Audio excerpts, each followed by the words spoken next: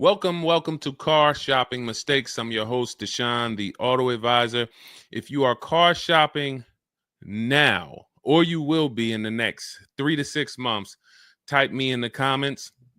Let us know where you're at so that we can make sure that you have the advice you need to make the best car deal you've ever made and not be spending more than 30 minutes in car dealerships. The name of the game with great deals is to not be spending time in dealerships. The more time you're spending in dealerships, the worse deal you're getting.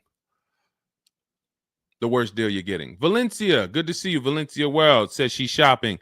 If you're shopping now or you will be in the next 3 to 6 months, type me in the comments and let me know. Now, for those of you who are not shopping right now, you still may hang around for the next hour, learn something, because you're going to see a lot of people ask questions that you will ask or you would have when you go start shopping. So what typically happens if you hang out here enough, somebody's going to ask the same question that you would have asked, and you can get your answers that way. So welcome to Truth. Good to see you. Let me hop on over to Instagram and actually pop in over there. And I'll give you guys time to start typing your questions. No questions off limit. I try to do just rapid fire Q&A. So you have questions about leasing, about loans, about, getting the best deal, new cars, pre-owned cars. If you just want to tell me your situation, kind of what your goal is, we can go from there.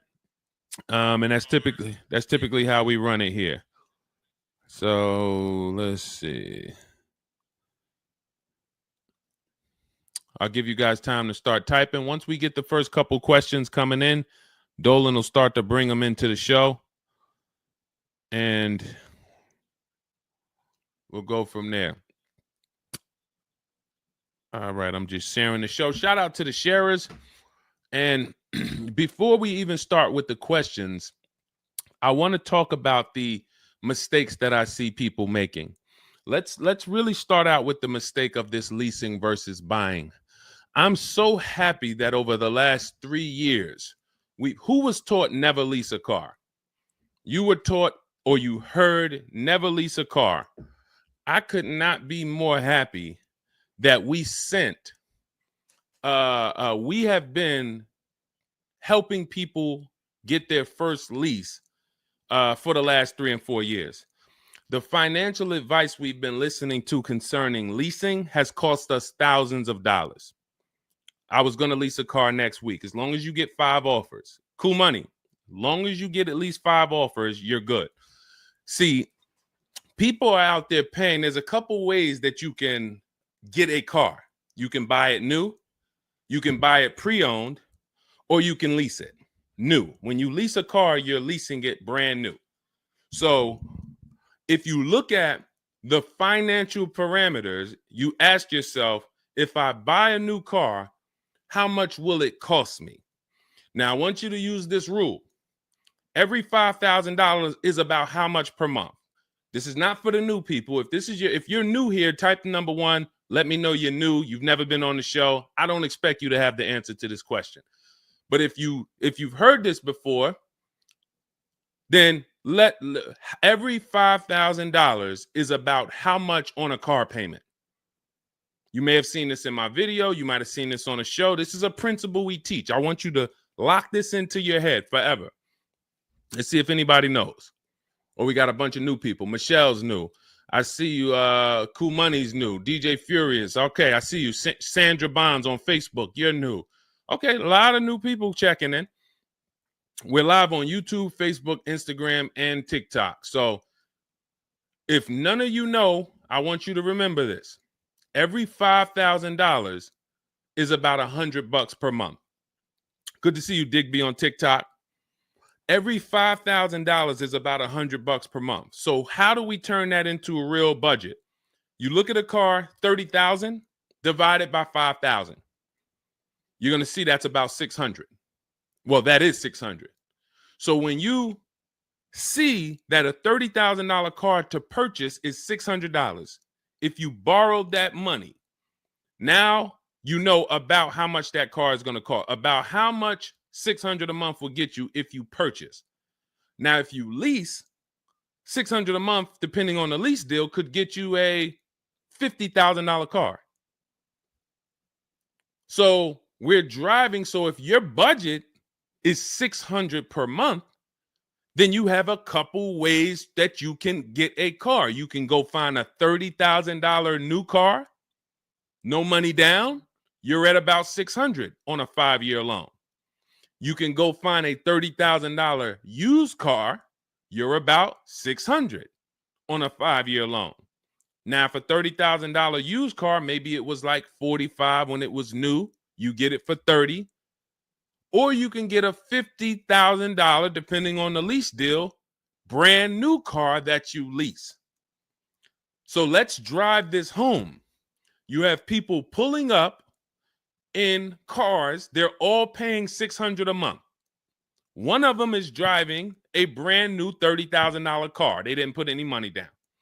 Another one is driving a $30,000 used car. They didn't put any money down. $30,000 car. Another one is driving a $50,000 brand new car. They didn't put any money down. Who's getting the most value? In the short term, it's the person driving the $50,000 new car. It's nothing you can say about that. It's no like, well, it depends. Nope.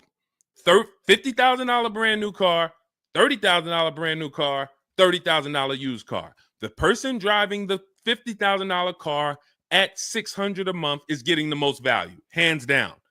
Now, in the long run, where do the people who buy win? That's where we talk about the 8-year rule.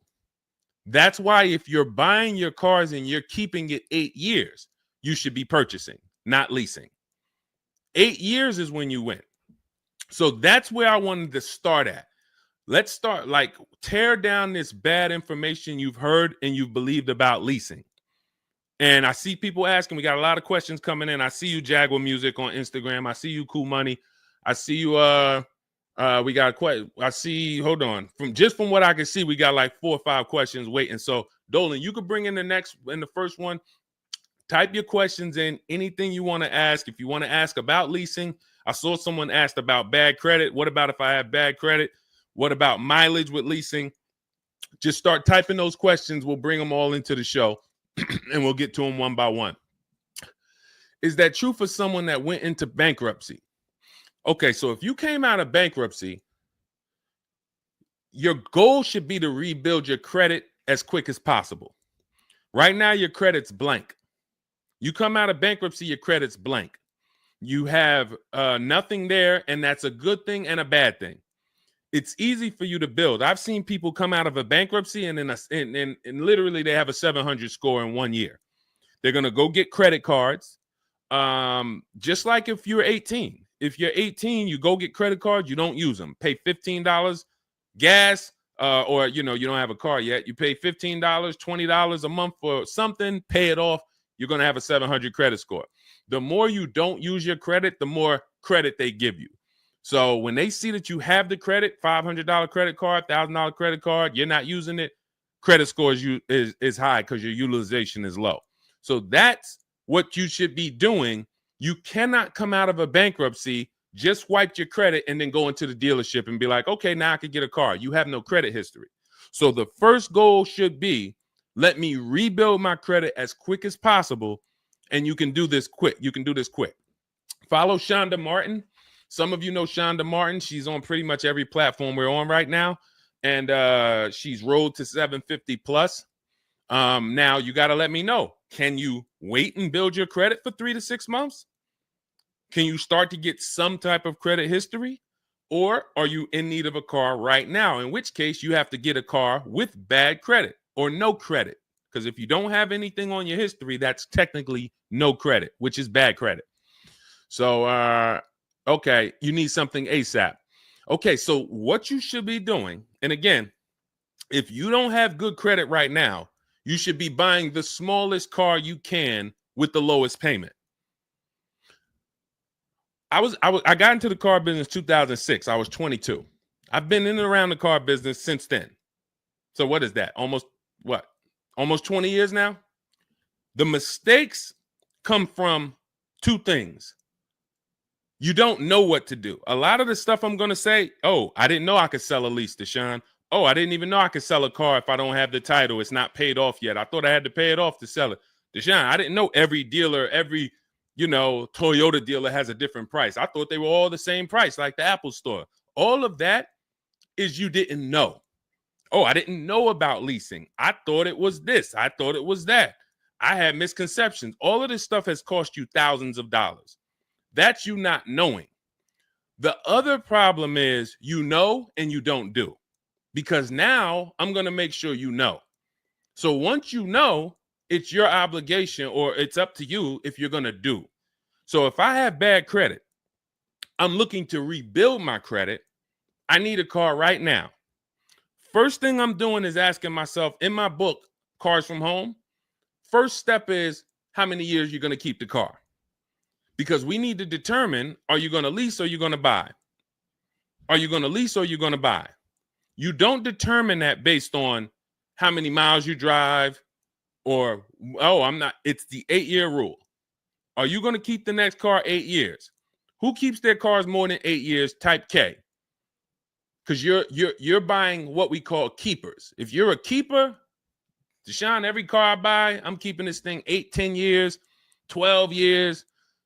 When the transmission goes out, I go and get another transmission. I see we got keepers. Shout out to the keepers. Michelle, we got Chantal. Who are the keepers? Sandra Bonds on Facebook. I see you. Where are the keepers at? K Mathis on Instagram. Keepers. These, you should not be thinking about leasing. Who's the keepers? See, we like to make this clear. Lon, I see you. Kara, keeper. All right. You need to be very clear, because people be like, Deshone, you talk about leasing a lot. Should everybody be leasing? No. Everyone who's not keeping their cars 8 years should be leasing. And if you don't have the credit to lease, your goal should be get the credit to lease. But so the first question I'm asking you, if I have bad credit, is how many years am I going to keep this car? Now, to those of you who, because if you don't have bad credit or if you don't have marginal credit, somebody is going to have it. There's a lot of people getting hit in this economy, and they're going to have credit challenges and need a car. Why is this important? Because let's just say I don't have good credit, but I'm a keeper. That means I'm not thinking about leasing. I'm looking to get a car that I can keep for 8 to 10 years or more, and I don't really have good credit right now. No problem, because the goal is find the best car for the best price, and then I'm going to get a loan, and I'm going to pay more for that loan because my credit is bad. I still need to get a great price on the car. We got to talk about that. Separating the price of the car from the loan. Some of you are savvy and you understand this, and some of you just mix these things together. But when it comes to getting a high interest rate because I have bad credit, as long as I get a good car, once my credit is better, what can I do with that loan? So let's say I got a great price on a car. I got a car, it's going to last 10 years. It's perfect, but I'm paying 21% interest. So I'm going to fix my credit, work on my credit. And then once my credit is good, I still want to keep this car. What can I do with this loan? Refinance. That's a simple fix.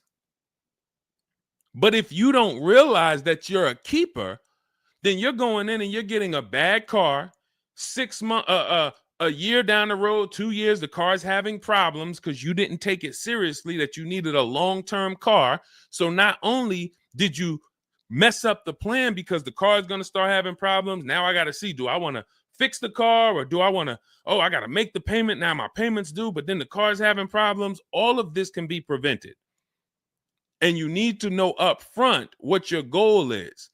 But if your goal is to lease, Deshone, I'm not keeping cars 8 years and I don't have good credit, you should be buying the smallest inexpensive car you can that you can get a loan on. $10,000 car, go drive it for 2 years, make your payments, and then switch into a lease. If you're driving a car, if you're buying a car to keep, then you can go and get a nice car, get the most car you can afford comfortably. You're going to have a high interest rate, and then you refinance that car when you actually get, your credit up. So this is all in my book. My digital book, Cars from Home, breaks all of this down step by step. Whether you have good credit, bad credit, how to know when to lease, how to know when to buy, new car, used car, you drive a lot of miles. I have plans in there for everybody. It's a digital book. It's 5-star rated. Thank you to everybody who went to Goodreads and reviewed the book. You can get a copy of the book. It's normally $97. You can get it as part of my launch offer for 75% off. That's $24. It's for 2 hours. So as long as you get there, go to my TikTok bio, my Instagram bio, the YouTube comments or the Facebook comments, click that link, and you'll see $24 for 2 hours. Once that, as long as you get it before that, you got it for $24 instead of $97. And you can have everything step by step. So you're not worried about, I'm trying to remember all of this. You can watch the replay on YouTube too. But all of this is everything I'm teaching is part of a plan. It's not me winging it. This all comes out of my book. All right, go ahead, Dolan. Bring the next one up. Keep typing your questions. I know we got a lot of questions coming in from all 4 platforms, so Dolan will bring them into the show. Just keep on typing. What is considered marginal credit? Now, this is going to depend on what you're trying to achieve. I like to see all right, who's a homeowner? If you're a homeowner, type me. Now, if you have marginal credit before you bought your home, your realtor or your mortgage person probably told you, go work on your credit and then get your credit to this to get a mortgage. A lot of people do that. They go and they work on their credit, and once their credit is a 640 or 620 or 660 or whatever it is to qualify for the mortgage, they go and get their mortgage. That's how it should be with a car. You want to get yourself, if you have the time, you want to get yourself to about that 660 mark. That 660 mark puts you, and I'm talking, do not use Credit Karma. Do not use Credit Karma. The amount of people who used to come into the dealership we run their credit, it's low 6s, 609, 590. And then they call me back, a couple months down the road. Oh, Deshone, yeah, my credit's better. And then we come in and they're like, yeah, I think it's up to about a 660, 680 now. And then we pull it and it's a 620, 630. And that's Credit Karma. Do not put yourself in a position where you're listening to Credit Karma. Pay. You can go to Google and you can type in, get my FICO scores. You want your FICO scores direct from the credit bureau. If you don't subscribe to a thing that gives you it before you go and make a purchase, you want to know what your FICO score is, not what a Credit Karma score is. But if you have the time, you want to try to get your FICO scores all above the 660, 670 mark. That's going to be in that good category. You can qualify for a lot of leases. Now, if you're in the 650, I want you to think about this. I have something I teach called credit and when it comes to profiles, leasing and credit. It's easier to get a loan to buy a car than it is many times to qualify for a lease. If you got a low 600 credit score, a lot of people will approve you. They're just going to approve you at a higher rate, higher interest rate. With a lease, it can work similar. But sometimes where you're in that low 620, 630, it's very tough to get approved. They're not going to take that much risk, but you may have a strong profile. So when you go into this, it's not black and white, guys. It's not like you can say, if my credit score is this, I'm done. What if your credit score is this, but you have a car payment already you've paid on time? When I worked for Mercedes, I worked for Mercedes for 5 years. We'd have people whose whole life was falling apart, but they never missed a payment on their Mercedes, and they get approved all the time. Everything else is falling apart, behind on the home. But if Mercedes sees you pay them, you got approved. So what I say is a current car. That's why those of you, if you're building to get a lease, if you're building to get a better car, pay that car on time that you have now. Because the best thing you can do is have a history of on-time payments on your car. That means a lot to a bank versus missing the car or putting the payments on the back because you thought that somebody told you could do that and it wouldn't affect your credit. A lot of people learn the hard way. Oh, I thought when I put the payment on the back, it didn't show as late. It does. So we again, I'm here to tell you everything from the inside. I've been helping people for years. We have people all around the country. You know, we'll bring a lot of them into the show. Marguerite, Brian, you know, a lot of the people who write in, Sheree. But we have this. I'm telling you from the inside, not from your perspective. I'm not like the public, and it's like, oh, this guy this guy must have really learned about buying cars because he's teaching. No, I'm from the dealerships. And, you know, if I wasn't doing what I was doing for 10 plus years, that was my job in dealerships, working with people, looking at banks, looking at credit reports, sitting there, seeing people turn down, seeing negative equity. So that's where my solutions for you come from inside. And so I would tell you, try to get to that mid sixes mark. And you'll put yourself out of a manipulation zone. You can qualify for a lot more things. All right, I see you, Michelle. I see you. Kim Randall, good to see you. The Savage Mama checking in. Abdul checking in. Good to see you. Go ahead, Dolan. You can bring up the next one. All right. Shout out to Dad. Y'all running the likes up on TikTok. Thank you so much. Thank you to everybody who's double tapping the screen. We appreciate you. Can you talk about putting money down or not when purchasing a car? So important. Listen, this is a good one. This is a good one. I don't know who asked this question, but this is a good one. Can you talk about putting money down or not when purchasing a car? So here's how you want to make sure your down payment never gets taken if you are purchasing a car. You must separate your monthly payments from the price of the car.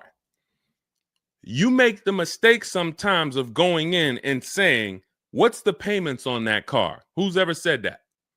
Hit the like button, type me. You ever said, hey, what's the payments like on that car right there? The reason why we don't do that is because you're actually mixing two transactions when you do that. Thank you for being honest. Shout out to the people who are being honest. You're mixing two transactions. You're looking at the price of the car and you're looking at the loan details, which equate to your monthly payment. See, if you pay cash for cars, then you understand you don't care about the payments. You go in, you're trying to find out the out the door price. What is my out the door price from the car for this car? If you're doing it our way, you're doing this from home. Bunch of dealers submitting offers to you. They're out the door offers for this car to your email, bidding war. We'll talk more about that in a little bit. That's the cars from home way. But once you get the out the door price, you then say, all right, that car that I want, $32,000, including all my tax, all my fees, $32,000. I pull up my auto loan calculator. How much is $32,000 on a car payment? Well, 5 years might be around $620 a month. 6 years might be around $550 a month. Okay. Do I want my payment to be that high? If I could afford that payment, do I want my payment to be that high? You see how we've separated the price of the car from our loan and our monthly payments. This has nothing to do, and this is what we call the 3 pillars of great car deals. 3 pillars. You cannot get a great car deal if you're mixing these 3 pillars. First one, who I buy my car from. Second, who I get my loan from. Third, who I give my old car to and sell it to.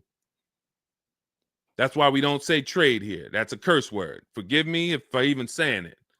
And if, we get some questions about trade-ins, we'll explain why we don't trade cars. So we have to separate these and bid out each one. You have so many online tools at your disposal that you just don't know how to use yet when it comes to your cars. You know how to use Amazon to go buy a TV. You know how to get a subscription to YouTube. You got a ton of online tools you know how to use. Shazam, what's that song? Shazam it. But the online tools about car buying, you just don't know how to use them. That's where I come in.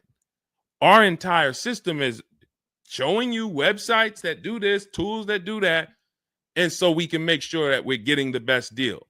So the only way you're going to make sure you never lose your down payment is you have to separate the monthly payments from the price of the car. If you go in and say, hey, how much is that payment? The car salesman says, well, how much can you put down? Well, I don't really want to put any money down. Well, all right. If I had to, I guess I could put down like 3, 4 max though. But I'm trying to be at like $600 a month. You're working your loan out with them. That's a loan. And let me tell you how. Let me show you why you can know you shouldn't be mixing these transactions. There's big money in all of them. There's a ton of people who want to sell you a car. There's a ton of people who want to give you a loan. They don't sell cars. Let me say that one again. There's a ton of people who want to give you a loan. They don't sell cars. They want to compete for your loan. That should tell you there's a lot of money in the loan business. Then there's a ton of people who want to buy your car from you. Your car you have now. You're the one you're like, well, I just normally go trade the car in. Well, how many offers are you getting when you trade the car in? Well, I usually just get the one from whatever the dealer says he's going to pay for me. Okay. So there's a ton of people who want to buy that car from you. They don't care about selling you a car, and they don't care about giving you a loan. So when you buy a car from a dealer and you give them your old car on trade-in and you get your loan from them, you just gave them 3 transactions. You did 3 transactions with them in one. Do you see why it's impossible for you to get a great deal doing that? Type $signs if that makes sense. Who's locked in? Because I know sometimes we only got a couple people that be watching. Some people, man, you're cooking dinner and you're like, I hear you, Deshone. You're not gonna save $5,000, $10,000 like my students, and you're cooking dinner and you're just trying to listen in on the side. Look, you're not gonna get this. Look, person got a Kia $439 a month, $35,000 car. Look, save probably $6,000 off the car. Melissa, $12,000 that she got from Carvana. Let me just read something from people who are locked in, so you can, maybe this will inspire you to get locked in. All right, this is Melissa. 4 days of leasing like a boss. That's our system we follow for getting our leases. Started with a Kia Telluride as first choice. Quotes for 36 months, 15,000 miles a year. Ranged from 642 to 653. Went to a Honda Pilot. Ended up getting quotes as choice B from 616 to 713 after contacting every dealer in North Carolina. She did this from home, right from home. She got after contacting every dealer, the dealer I ended up leasing from originally quoted me 719, came back at 616 in 3 days with 0 due at signing. This is on a, where's her car at? I can't see. Hold on, 616. Oh, that one wasn't clear. All right, here, let me read this one. Thanks so much for these resources. I read the entire book last night. Already been underway trying to put my deal together. What a great book. I have my quotes together, and now I'm ready to take the next step with the calculator. Big fan of your channel and the resources. However, when we shop for 12,000 miles per year, do we adjust to 15,000? So these are people who are taking action on a plan. So when you see the plan, there's going to be different results. If you're out here winging your car process, oh, I hope I did this. Oh, shoot, I thought I watched the Instagram video. They told me don't say that. I shouldn't have told them I had a down payment. You're not going to get it. You're not going to save $5,000 or $10,000 on your car payment, on your car transaction accidentally. You don't just slip into that. So lock in and grab this lesson now. I need to separate my transactions. Who I buy my car from is one transaction. I'm going to bid it out. I'm going to give a bunch of people an opportunity to sell me this car. If I'm looking at a used Toyota Camry, I want to see every Toyota Camry within 150 miles, and I'm going to narrow it down, and I'm going to pick the best one, independent of my loan. My loan is a whole nother story, because when I shop for my loan, I'm going to do the bank bidding war where I can have multiple people. I don't even want to mention that without telling you about it, because it's like, whoa, what's the bank bidding war, Deshone? Okay, so you can have multiple banks and credit unions compete for your interest rate in a small period of time, and it's going to weigh on your credit score like one hard inquiry. Like one hard inquiry. Mamba Mentality, I love the name. I love the name. Why can't I do a super chat? I don't know. Yinka, good to see you on Facebook. IB Johnson. On one hard inquiry. So let's just say, and so when you get your loan, how do we know that 5.2% interest rate was the best? How do you know that the 7.1 interest rate was the best if you have no other offers? And what we've been used to is we're just going to go with our bank. We're going to go with our credit union. We're going to go with the dealer's bank. Why? We're going to make these people compete. And when you do this, when you do it this way, you can have people compete in a short period of time and get multiple offers on your loan without it affecting your credit score. But it has to be done in a small window of time. Now, if you Google it, rate shopping, it'll say between 14 days and 45 days. You do it our way, it's going to take you 48 hours. And you don't do this until after you find your car. After you find your car is when you do a hard inquiry. You let these banks and credit unions compete for your loan. And again, you notice I've already found my car. I already got the best price on that car right there at ABC Motors. I got that thing on hold. Don't pick up the car the same day. As much as they're going to ask you, hey, you want to take it home today? You want to take it home today? No. If I take it home today, when do I have time to go shop my interest rates? I'm not taking it home today, but let me get my buyer's order with my numbers on it. Let me go home and let me actually do my shopping for my loan and my interest from home. And then if you can actually beat that rate, it's a competition. But because you didn't know that you could let multiple banks do this in a short period of time, you're only going to your bank. You coming back with a 6.49. Well, I guess that's good. What if somebody could get you a 5.49? Do you know how much a difference between a 5.49 and a 6.49 is on a loan? Could be $1,200. This is why we're getting all the money.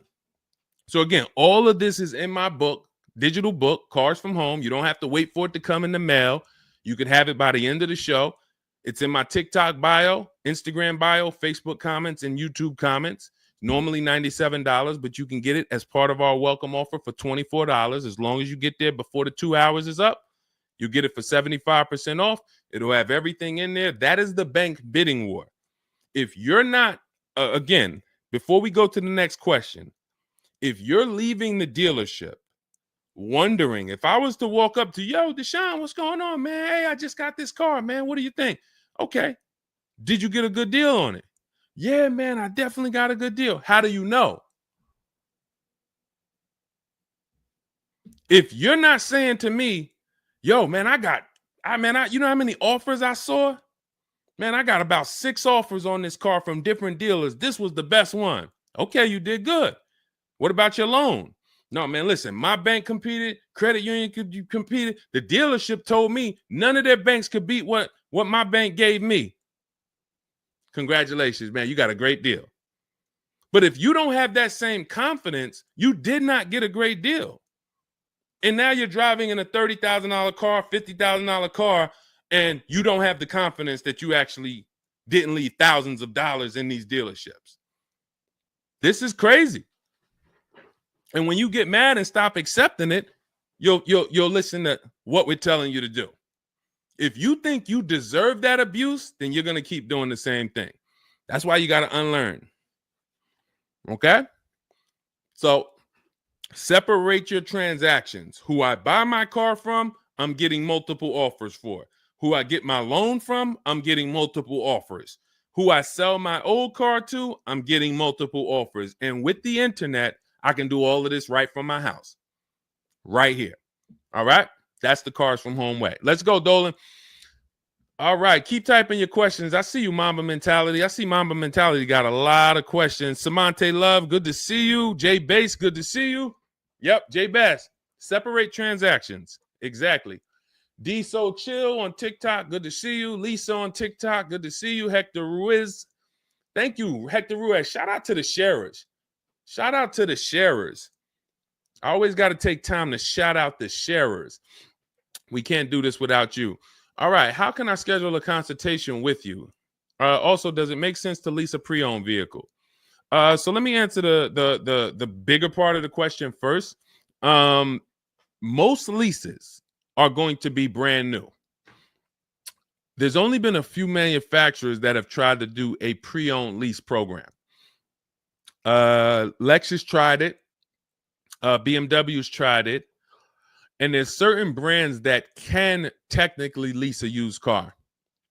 The reason why I don't like it is because it's not enough of a wide stream. It's not enough of a mainstream program to create competition.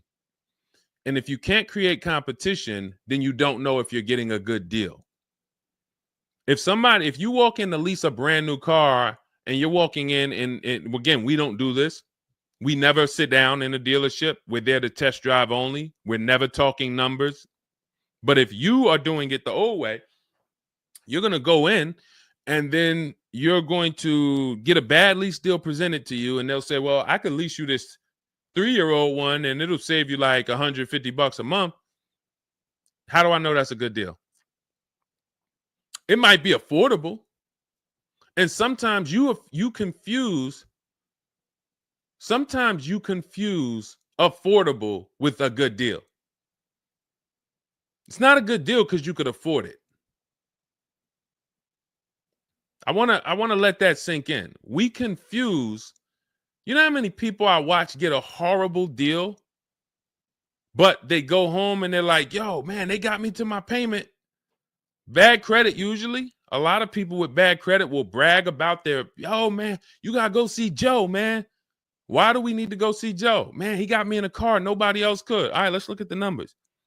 Dag, you're paying 24% interest. You know this is an 8-year loan? You know this is an 8-year loan. Oh, nah, I just, listen, man, Joe, you sending all your friends to Joe. Oh, look, and this car has 70,000 miles on it. You paid 28,000 for it? See, because they got you to a payment you could afford. So you thought, good deal. Now, I go into a Bentley dealership right now. Bentley's $300,000. And they say to me, we'll give you this Bentley for $150,000. So they give me somebody offers to give me a $300,000 Bentley for $150,000, 50% off. We're going out of business. Take it. Can I afford it? No. Is it a good deal though? Is it a good deal? $300,000 Bentley, half price, 150 grand. Many people, you don't have that in your budget to go and bring 150,000 dropping on a car. Now, if you want to do a business thing, go buy it for 150, quickly sell it to another dealer for 220. Okay, that's what we would do. But I'm not talking about that. I'm talking about just you alone. Affordability does not equal deal. A deal is a deal whether I could afford the deal or not. And the only way we know a deal is to actually get multiple offers. There's no other way. So I'm going to continue to say it. There is no other way. I've been in the car business since 2006. There is no other way for you to know you got a deal without comparison shopping. Same way if you walked into a grocery store and there was only one, you walk into the Dorito factory. There's only Doritos everywhere. No other competition. They sell them for $7 a bag. There's no competition. So everybody who's in the Dorito factory is paying $7. But when they go in the supermarket, Doritos competing against Lay's, competing against Wise. Oh, you can't be $7, Dorito. You might have to be $4 this week. You might have to be on sale this week for $2.99. Competition. It's everything else. So a lot of what I'm saying to you will click when you realize that you've been programmed to buy cars in a way that you don't buy anything else up. You don't buy anything else that way. Everything else you buy in your life is competition. People competing.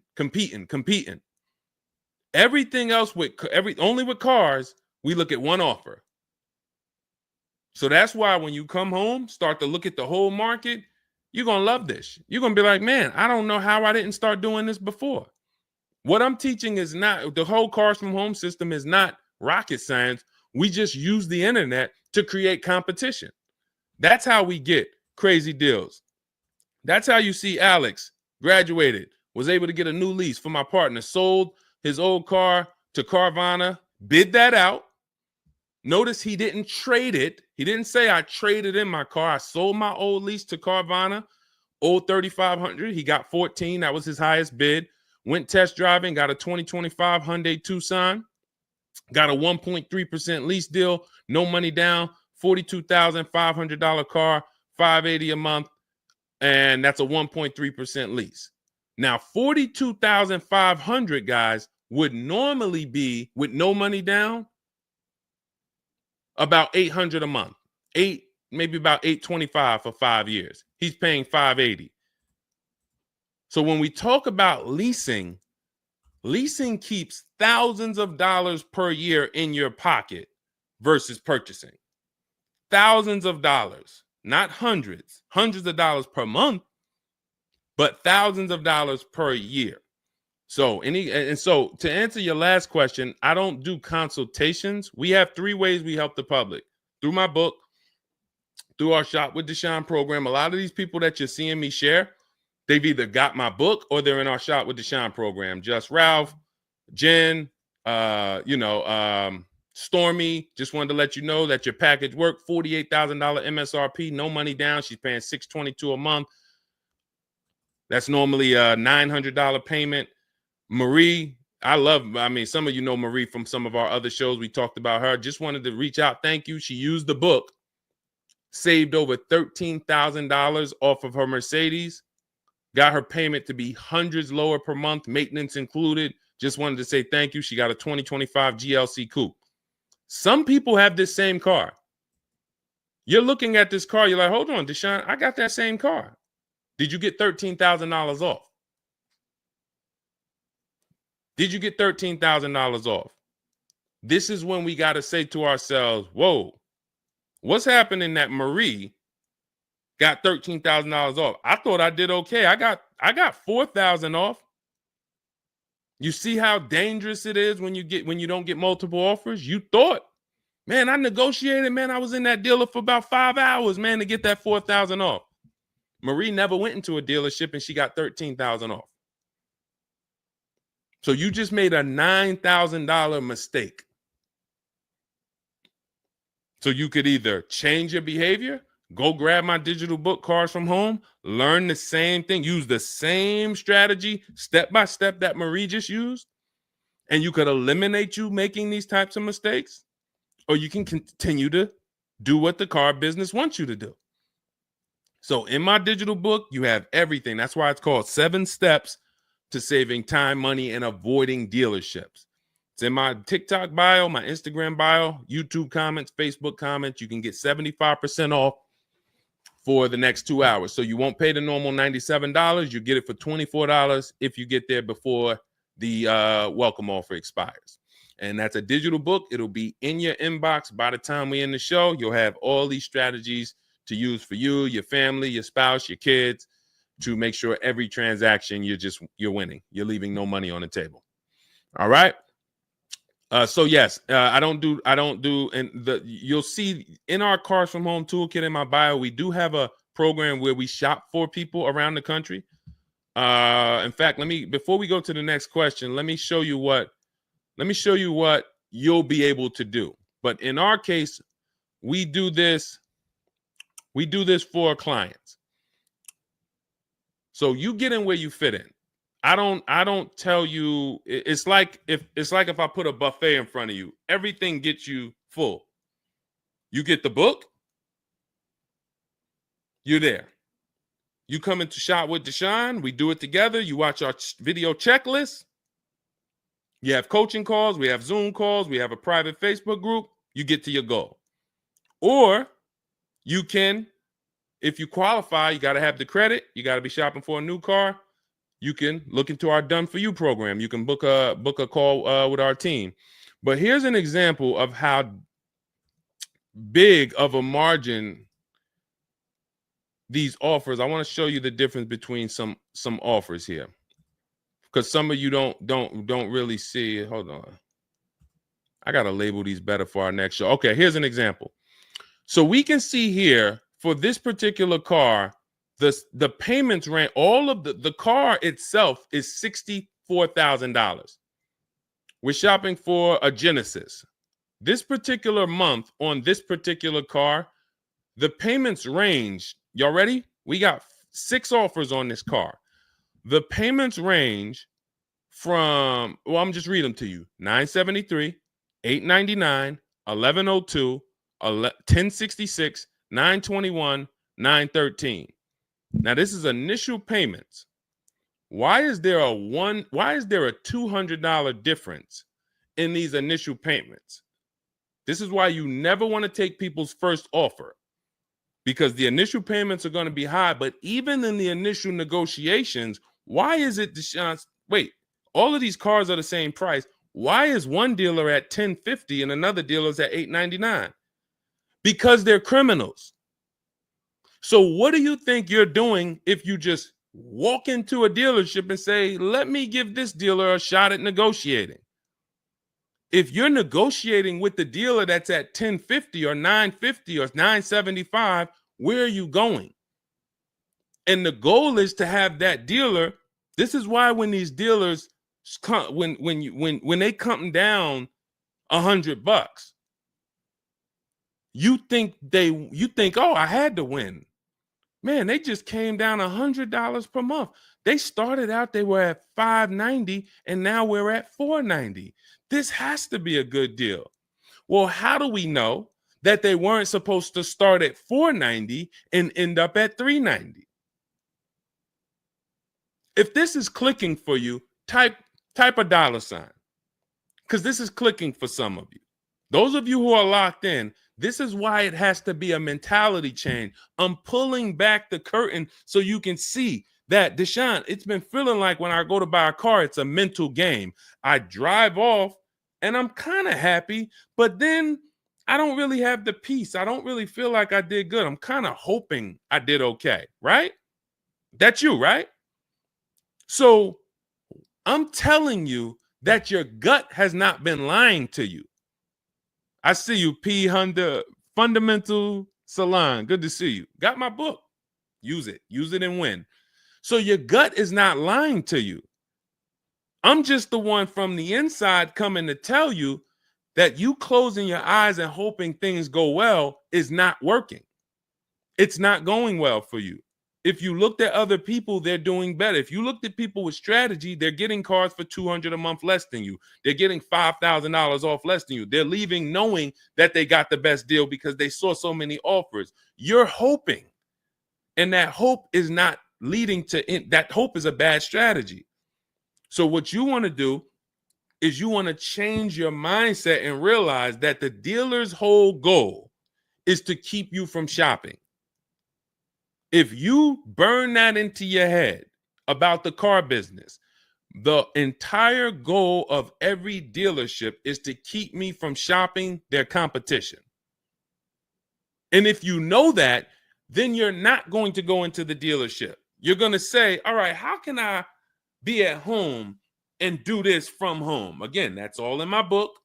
But even if you want to make calls, there's some people, you've been on to this since 4 years ago, 10 years ago. You're like, Deshone, man, I knew, man, I don't go into those dealerships. I call around, I'm going to get me a bunch of offers. And by the time I get there, that's when I'm picking up my car. You've been on to this truth for a long time.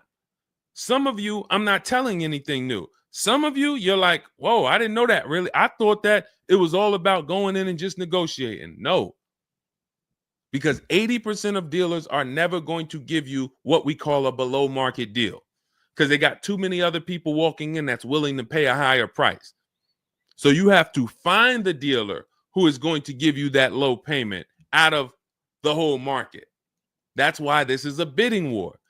And when you start to do this, you're going to be like, yo, why does it seem like this is kind of fun now? I kind of enjoy this. Is like a game. And you're the prize. So instead of feeling like you're begging, oh, come on, can you do another $500 off?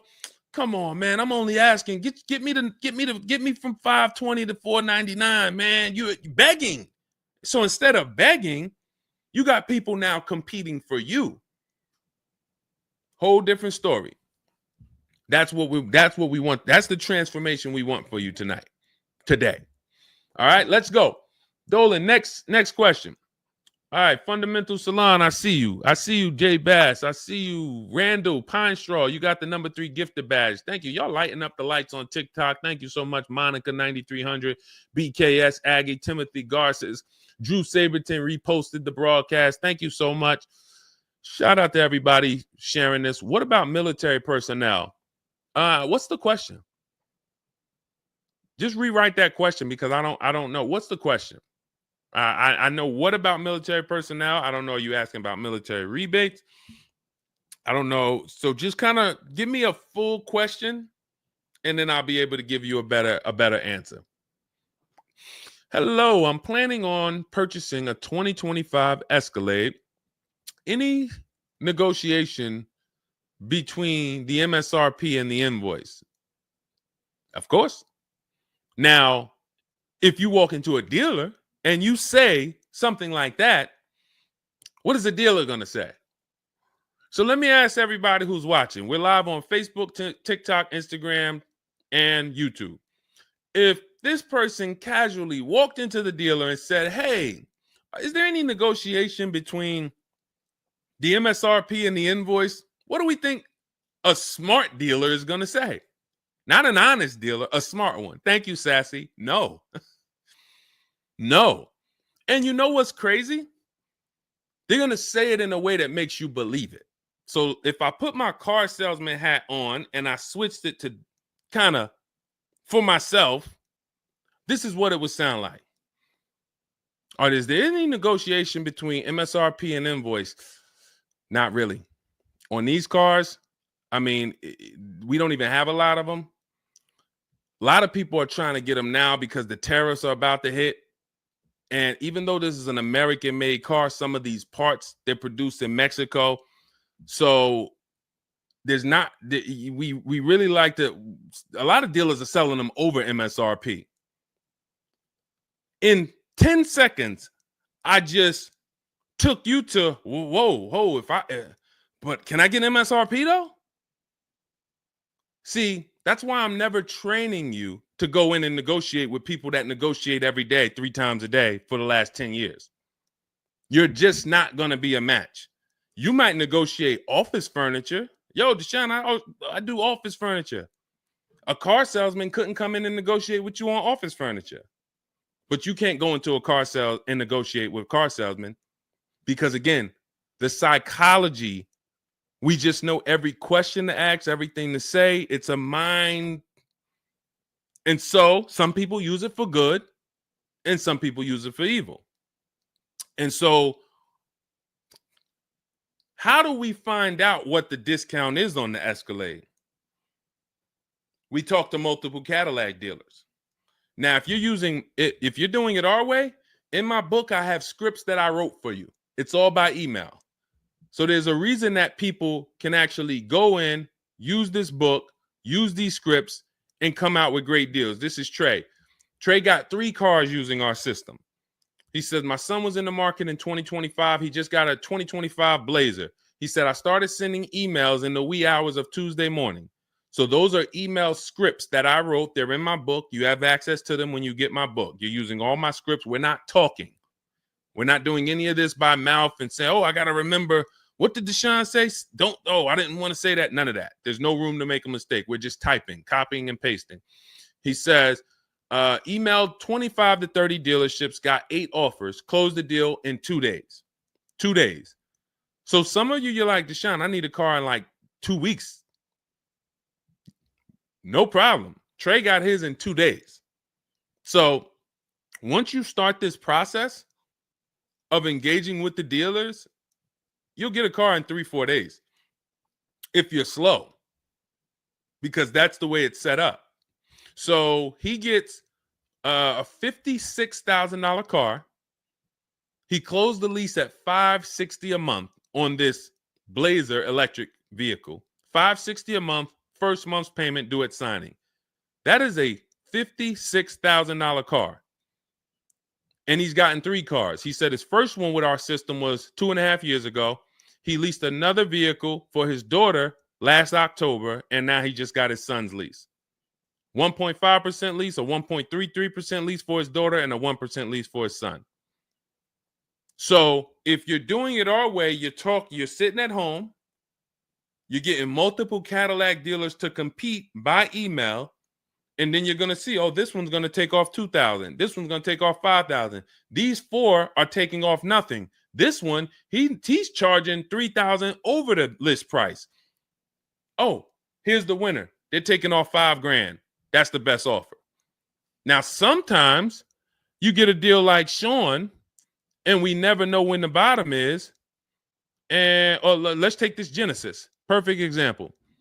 This is a 2025 Genesis GV80. As you can see right here in writing, if you're on TikTok, you can't see, but if you're on Facebook, YouTube, or Instagram, you can see. You can see, let me just take that comment down real quick, Dolan, so I can show the discount at the bottom of that sheet, please. Just snatch that just for 1 second. Look at that. $8,469 off retail price. Brand new 2025. Okay, you could put it back up, Dolan. Thank you. So when you look at that, this is the lowest offer of multiple offers. Maybe $8,500 is the best discount on this particular vehicle. But when we go to Sean, let's go to Sean. F-150 Lightning XLT, $73,000 vehicle. What's his discount? $21,000. Look at the dealer discount and look at the rebates. And every dealer is not going to tell you the rebates. Some dealers will not be honest with you about the rebates. They'll hold some of them or they'll hold all of them. When he got all his offers, he saved $21,000 off the price of the car. So how do we determine, to answer your question about the Cadillac Escalade, what's the discount between MSRP and invoice? We don't know. Could be the best discount could be $3,000. The best discount could be $5,000, could be $10,000, $12,000. We don't know. And because you don't know, you cannot negotiate. If you knew that the best discount you could get on a Cadillac Escalade was $8,000, you knew that, then it would be easy to negotiate. I'm just going to go on. All right, man, come on. You're at $6,000. Nah, man, I want another $1,000 at least. I'll let you keep the last $1,000, but you got to get me to $7,000 because you know the bottom, $8,000. No car that we go in to get do we ever know what the bottom is. So what you're doing is you're feeling for the bottom. But if Sean thought $10,000 off was the bottom for his F-150 Lightning, then he wouldn't have got $21,000 off. That's the danger. So when I say to you, you're leaving $3,000, $5,000, $7,000 on the table, you can't say to me, Deshone, no, I'm not. Because I get so many offers, man. I know I'm not leaving money on the table. You don't know you're leaving money on the table. I got $8,000 off my Infiniti truck I got when I leased it. How do I know that was the best offer? Because I had 7 other offers. I had 7 other offers of Infiniti dealers that I went back and forth with by email. This one giving me $3,000 off. This one $4,000. This one $6,000. This one $6,000. This one we'll do $8,000 off. You got it. You won. Took me 60 minutes. This is where I want you to get new cars, used cars. You're making your deals from home. You're the prize. You're going into the dealership to pick up your car, man. They like, man, you sell cars? How'd you was like quick, man, that you kind of knew this was quick. Car salesmen going to love you because you didn't waste their time. You didn't tie up 8 hours of their time. They're making deals with you in 20 minutes, 30 minutes. It's great for everybody, but it's mainly great for you. That's what we want. Okay, all of this is in my digital book, Cars from Home, 7 Steps to Saving Time, Money, and Avoiding Dealerships. It's not a mail book. It's a book. You can have it in your inbox in the next 5 minutes. Normally $97, but it's part of our welcome offer. You can go to my TikTok bio, Instagram bio, click those links.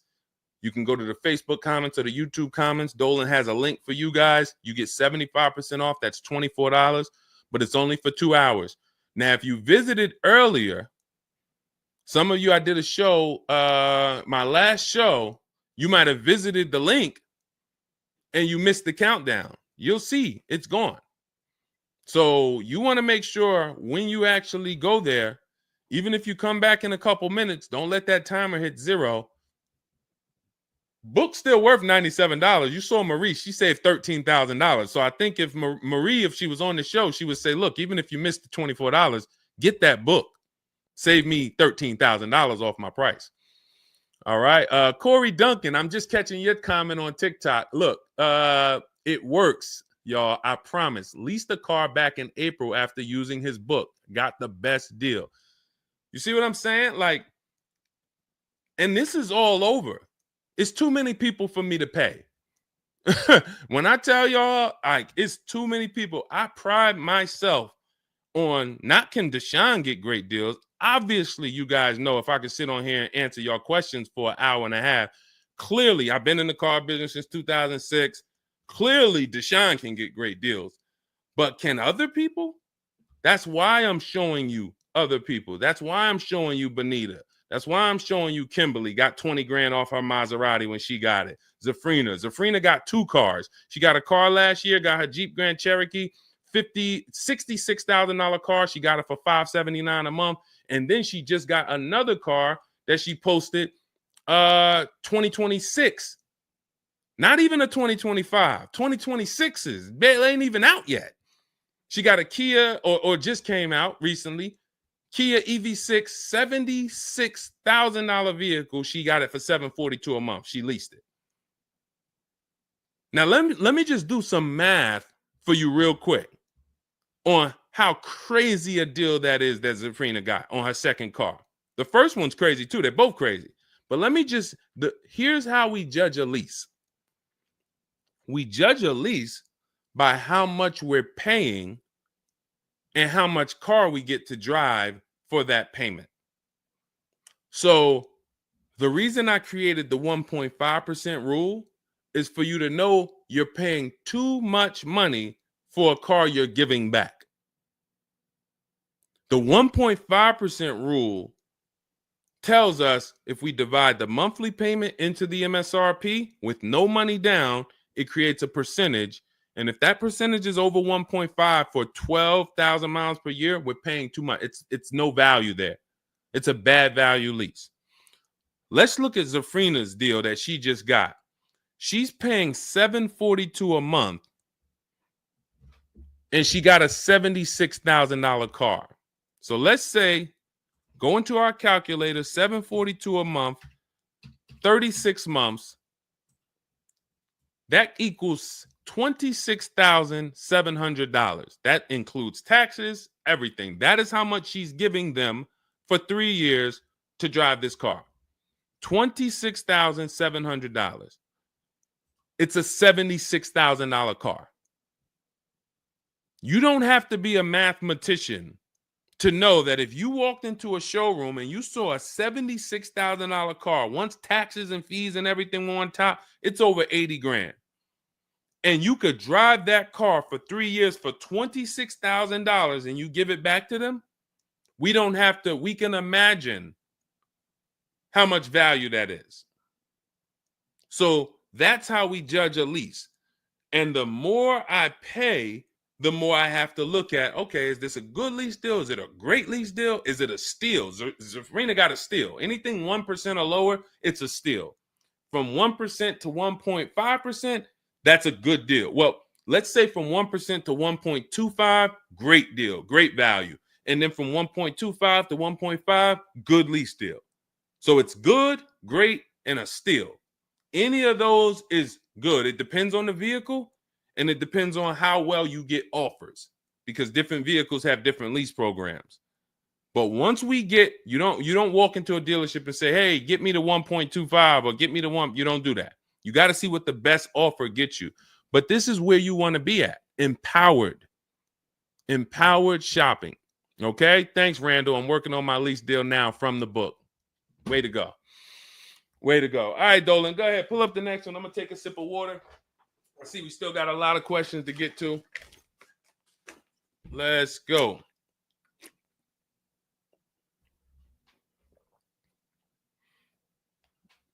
Mark is me. Good to see you on Instagram. Checking in. All right. Let's go. Does it matter if you email or call a dealership to find out the best price? All right. No. You just got to realize it's going to be different things that come with phone. The reason why. Okay. Who's a good negotiator? All right. Let me put it like this. Who's not a good negotiator? Let's be honest. Who's not a good negotiator? Type me. You're just not. It's not your thing. You don't really like confrontation. Not a good negotiator. Let's go. Who's going to be honest? Oh, we got a bunch of good negotiators on here today. Bunch of good negotiators. Where we at? Hershey. What's going on? Randall, Sassy. Who's okay.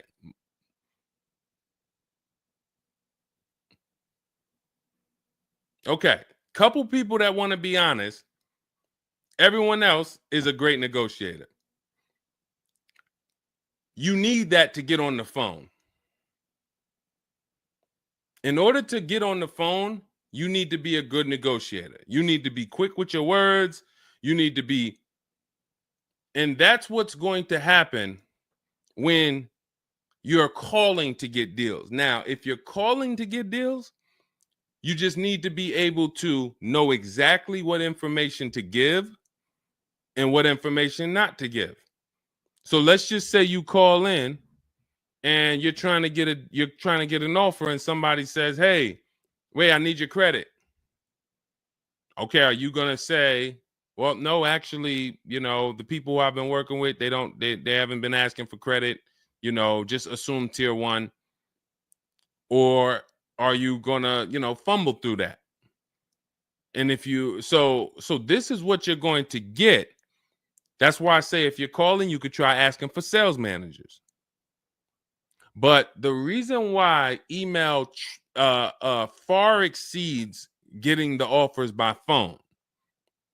Now, look, getting the offers by phone is way better than walking in. But if you get the offers by phone, you still have to you have to try to lock down who the good dealer is, because you're not going to really have anything in writing. And that could be a problem. That could be a problem, because whenever you're going in and you're thinking this, that's why everything we do is from home. Your credit app is done from home.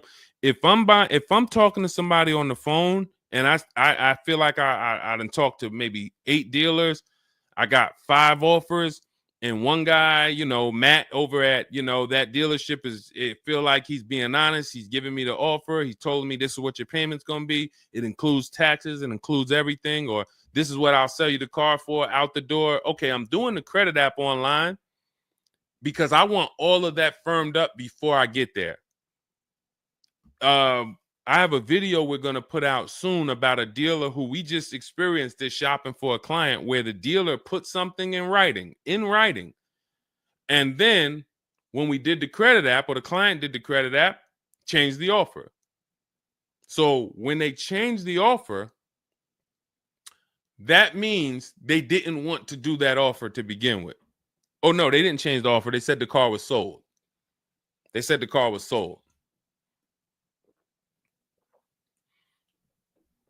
Me knowing what I know that what they wanted to do was tell you one thing and then they wanted you to come in so that you could so they could raise the price on you. This is why we are not going in until we do our credit app online. And when I tell you we are doing everything from home, except the test drive, we are doing everything from home. We're not going in, all right, come on in, let's finalize this. No, we'll come in and pick it up. You can send me the credit application. I will email you my driver's license. I'll email you my insurance card, because when you do this, your deal is solid. If you're going in the dealer to finalize your transaction, the deal is actually not solid. The deal can be changed. And what you'll see sometimes, like in this video we're going to post, is once they find out they can't get you to come in to actually change the price, that's when they're going to start changing the tune. That's when things are going to change. And okay, I see what you were trying to do. You were trying to get me in there so that you could change the price on me. So that's why email is really the gospel when it comes to us. And another thing, you don't have to talk to anybody. You don't have to remember what you're going to say. What's up, Robert Ishel? You don't have to remember what you're going to say.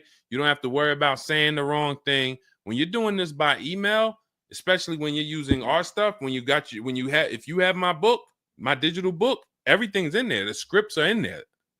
When they say, when can you come in? We have a script. When they say, hey, we only give quotes on for people who are in here, we have a script. When they say, hey, I don't have this car, but I might be able to get it for you. Are you open to that? We have a script for that. Everything, we have probably 50, 60 scripts. Everything they're going to say. So that allows us to have conversation by email. We're not just emailing. We're having, Marcus Me asked, I see a question about warranties. I got you. Hang on. Mark, we're not just emailing, we're having conversations by email. Big difference. Conversations by email move things forward. Oh, we can't do this. Oh, how about this? Hey, it's a back and forth. That's why our scripts are so powerful, and they move things forward and they keep it on your agenda. So again, me, myself, I could do it either way.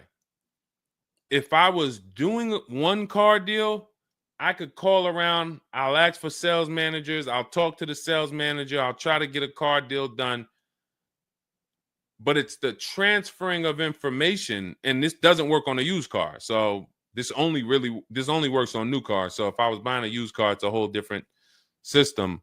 But another reason this isn't effective. What's up, Smitty? Hopping in on TikTok. Another reason that's not effective. Again, better than you walking in. I'm just being straight up with you. If you told me is that better than me walking in? 100%. Get on the phone. You will do way better on the phone than walking in. But compared to email, you ask me like email or phone, which one's better? Email crushes it because I can have conversations quicker. I have stuff in writing. I don't have to worry about not having something in writing, and I show up and I thought that it was this and then it's that, and then it's nothing I need to remember. Yeah, I think that's enough. I think that's enough. So again, in my book is all the scripts. And without you knowing what to say when they say this, then the conversation is going to move slower and you'll be typing everything manually. What should I say to them? All right, what should I say to this? When they say, oh, can I have your full address? Okay. These are the things that you want to know how to respond to. Okay. All of that is in my book. But again, either way is better than walking into the dealerships. Walking into the dealerships is where you're going to lose. All right, go ahead. Next question. Kevin Carroll, Jamie Rodriguez. Good to see you. How do we apply for a soft credit pre-approval? You have to find a bank or a credit union that does it. If your bank or credit union should be the first people you ask, can you get a soft credit pull pre-approval? Because the soft credit pull pre-approval doesn't start the rate clock, doesn't start first of all, the rate clock starts at the hard credit pull, which means your credit bureau, Equifax, Experian, TransUnion, they're looking now and saying, okay, you have a certain period of time where you can do more of these to actually get different rates. But once that period of time closes, we're going to update your credit score. So let's just say you get that hard inquiry, and when it closes, your credit score drops 10 points. Okay. Had you gotten 3, it would have dropped 10 points. In that window, same 10 points. But if you let the window close, then you go and get another hard pull. When the next window closes, it's another 10 points. That's why we don't want to be moving like that. We don't want multiple hard pulls in a spaced out period of time. So you want soft credit pull, and if your bank or credit union doesn't do it, go to Google. Go to Google, type in soft credit pull pre-approvals. Find a bank that does it, because all you want to do is put your budget together. This might not be who you get a loan from. It's just for you to put your budget together. And if you've ever bought a house or you got a mortgage, you'll see, all right, you might pre-approve me for, 4.25 interest rate. And then once I go to get my loan or my mortgage, it might go to 4.3. It might go to 4.6. It doesn't matter. This is just to budget. You need something so that you can know how much you can spend. That's the purpose of the pre-approval. So it's no reason for you to ever give a hard credit pull. You are much better off just using the rule of every 5,000 is about $100 per month. Burn that into your head. Every 5,000 is about $100 per month. So that means when I'm looking at this $30,000 car, that's $600 a month for 5 years. What if I want it to be $500 a month? Then I need to, instead of taking out a loan for $30,000, I need to take out a loan for $25,000, which means I got to put $5,000 down. But if I'm taking out a loan for $30,000, it's going to be about $600 per month on a 5-year loan. You could go to 6 and it'll drop it a little. For 6, it'll drop it another, But if you don't have that rule of 5,000 in your head, you're too off in your budgeting. You need to have some type of anchor to what this car should cost me. If I'm looking at a $50,000 brand new car, I don't want to be able to, give me the $600 a month on that. Wait, Deshone already told me every 5,000 is $100 per month. How am I looking at a $50,000 car and saying get me the $600 on that? Just divide 50,000 by 500. You're gonna see, oh, that's 1,000. This thing costs 1,000 a month on a 5-year loan. Yes. No money down. Yes. This keeps you from getting in trouble. This keeps you from leaving out the dealership with a 9-year loan. You're at your payment, but your loan is for daggone. It's like if you might not know, it's there's 50-year mortgages. Who would take a 50-year mortgage? Anybody? Anybody volunteering for a 50-year mortgage? Any takers? I didn't think so. No. Why? If you went into a house, $500,000 house, and they said your payment is this for 30 years, but if you take a 50-year mortgage, it drops to this. Nobody on here would be like, okay, yeah, give me the 50-year mortgage. They're available because we've learned that 30 years is the longest you would take a mortgage. And that needs to be 72 months with cars. That's why I tell you 72 months should be the longest you ever consider for a car loan. And if you go in with these parameters, nobody can take advantage of you. All right. All right, let's go. We'll wrap in a car. We're almost done. I say let's go. I see we got maybe one or two more questions. We'll see. For lease, I can only go through the dealership finance department. We'll bring that one in next. I see you. I see you on TikTok. Anita, I see you. What's going on? Warranty extensions worth it? Oh, you mean extended warranties? Okay. Are extended warranties worth it? Depends on the car. If you with warranties, you're asking yourself, what's the odds that things are going to break on this car? And then how expensive are they to fix? And this is why when we get cars, we do something in step 4 of my book. There's a 5-minute process we do. It's a Google check where we check reliability. Every car you look at, you should be typing into Google 2025 this reliability. If you're buying a used car, you should be typing in 2023 Kia K5 reliability. And then you skim those articles. Thank you, Renee Cunningham. You skim those articles, and then you see, what are the third parties saying about this car? Are they saying the reliability is less than normal or less than average? There's tons of people who were in love with a car, and then they do this 5-minute exercise and they see owners are reporting electrical issues with the car, software problems with the car. Owners are complaining about the infotainment system in the car. So this is what we call bad DNA. This is not something that when we buy used cars, you'll see in my book and you'll hear me talk about on the show. We screen down used cars with title history, service records, accident history. That's how we make sure it's a quality used car. Title, service records, accident history. But you could put all those things together, and if you got a car with bad DNA, it has electrical problems, none of that will fix it. So, Deshone, I did that whole search you told me, man. I did everything. I narrowed it down. I got a good car. I got the best price. But, man, the car is giving me problems. You skipped step 4. You didn't do that Google search I told you to do, right? No, I didn't, man. I didn't do it, man. I skipped that. That right there, now you got a great deal on a bad car. So the things I'm telling you to do take 5 minutes.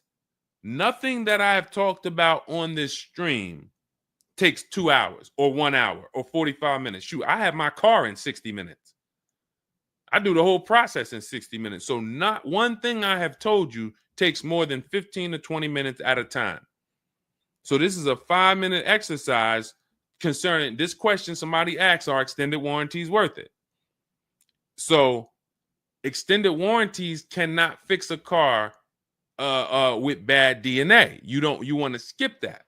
So once you find out, okay, I got a car. For example, there's certain Nissans, when you pull them up, you do you're going to type in the year, the make, the model, longevity. Going back to the keepers. Everybody who answered earlier, they're a keeper.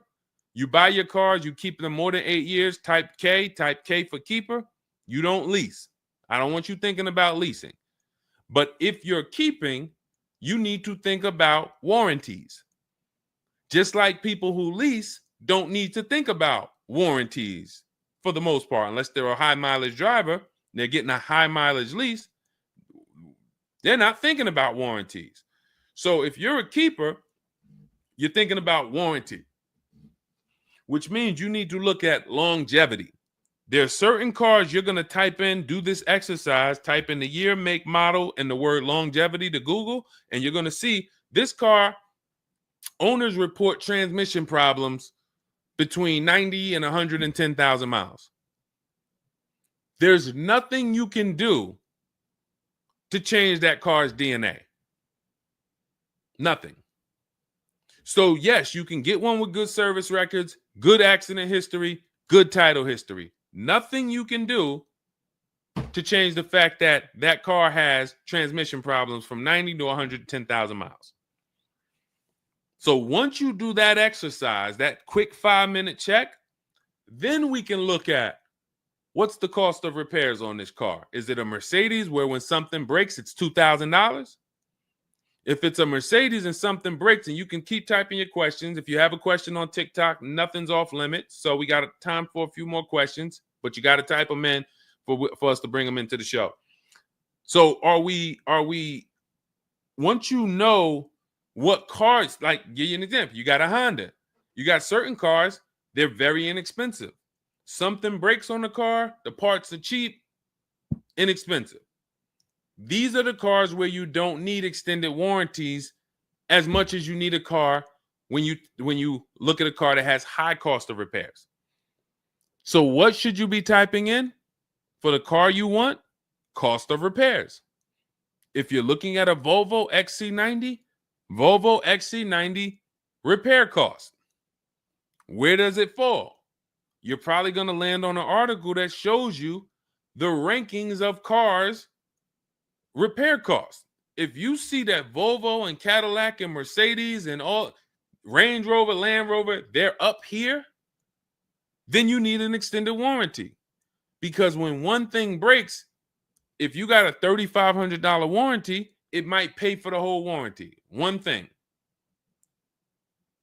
But if you're looking at a car and it's very low, Mazda or Honda or Toyota or very low cost of repair, then maybe you save the $3,000 and you don't get an extended warranty. You just put that money to the side. So it's going to depend on the car. When I worked for Mercedes, if somebody was buying a Mercedes, I told them, go in there, finance department, buy as much warranty as you can afford. That was my words all the time. Buy as much warranty as you can afford. IDK, following your book to secure a lease. How do I get it without putting money down? We don't shop with money down. So you haven't gotten to that section yet. I'm glad you have the book, IDK, but there's no scenario when you're using our templates and scripts where we shop for with money down. In step 3 of the book, which is deal-focused budgeting, I explain how down payments come in, and I explain the risk of down payments.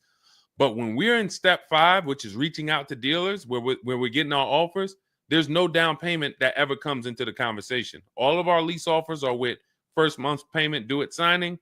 That's not a down payment because it's just like when you rent an apartment, you pay your rent at the beginning of the month. When you lease your car, you pay the payment at the beginning of the month. And that's it. That's not a down payment. That's your first month's payment. But no, all you do is just follow the book. There's no again, and stay on the steps. Here's what I want to drive home when it comes to this book. And I see we had somebody, Linda March, on Instagram. I see you.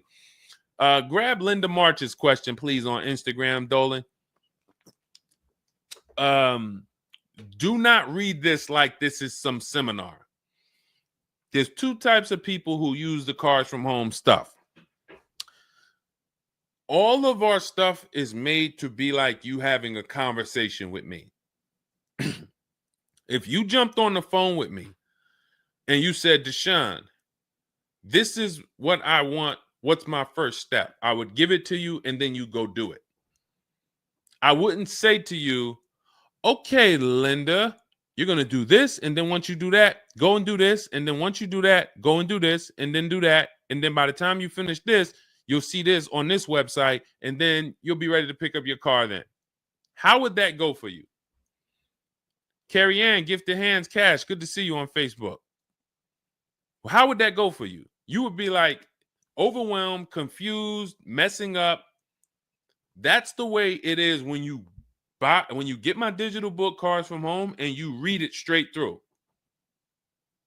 What you're seeing all the steps. The last step 7 is delivery or pickup, and I'm congratulating you. You did it.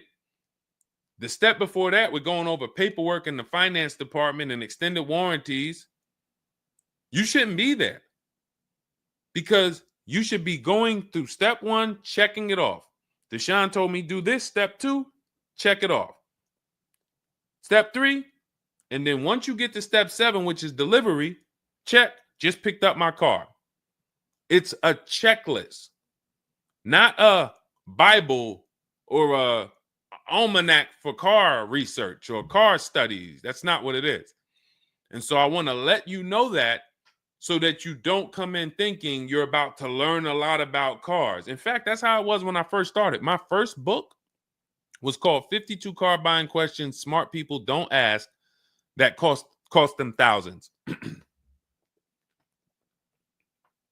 52 car buying questions smart people don't ask that cost them thousands. That book's not for sale anymore, but if you Google it, it's highly rated. People loved it. People said, Deshone, I use this book, man. I learned so much and I got a good deal. Because I still was teaching you how to get to the multiple offers, but it was too much information. That was when I came and I started teaching and I said, I want to teach you everything I know. No, the way my book now is, Cars from Home, 7 Steps to Saving Time, Money, and Avoiding Dealerships, is to get you right from where you're at to your car. 90 minutes, 2 hours from home. Boom, boom. Little small exercises here, 10 minutes here, 5 minutes there. Boom. All right, I'm picking up my car. So that's why we have the success stories that we have, because of the fact that it's a focused step-by-step book. Okay? So you can get your copy in my TikTok bio, my Instagram bio, the YouTube comments, or the Facebook comments. It's 75% off. That's the welcome offer. It's normally $97, but you can get yours for $24 as long as you get to my bio and Instagram, TikTok, or the YouTube comments or the Facebook comments before that 2 hours expires. This is Brian, just got his first ever lease using the book. Thank you, Brian. 2025 Honda HRV, $30,000 car, $395 a month. That's a 1.2% ratio. No money down. Initial quotes from that dealer was $434, and he used the counter offer calculator and got it down to $395. So that's his best offer, not to be confused with his only offer. That's his best offer that went from $434 down to whatever he ended up paying to get it to 1.2%. So that is how you want to do it. Step by step, go grab your book. Make sure when you get your book, screenshot the thank you page, because my support team's email is on there. Sometimes you're typing fast, you misspell your email, but as soon as you actually pay the $24 and get your book, you'll see the book is on the thank you page. So you can click that link, open it, save it. Make sure you save that link, because every time I update the book, that link is your master link, and I also email you a copy. Okay, and then you'll have everything we teach step by step to get as many cars as you want. You'll see, you'll be like Sheree, you'll be like Zafrina, 2 and 3 and 4 cars. Rosalie, 4 cars. Ken, we talked about. Trey, we talked about earlier, 3 cars. These people have been with us since 2021 and 2022. So if you're new here, you got people that's already 3, 4 cars up on you using what we use, and catch up. All right, go ahead, Dolan. I saw we got a couple more from Carrie Ann. We got Linda March. Following your book to secure a lease, how do I get it? Oh, that's what we just answered. We already answered that one from IDK. I saw you grabbed it, but I answered it before you grabbed it. Carrie Ann Gifted Hands. Evening. Okay. Can a dealership... I'm sorry. I'm having trouble reading.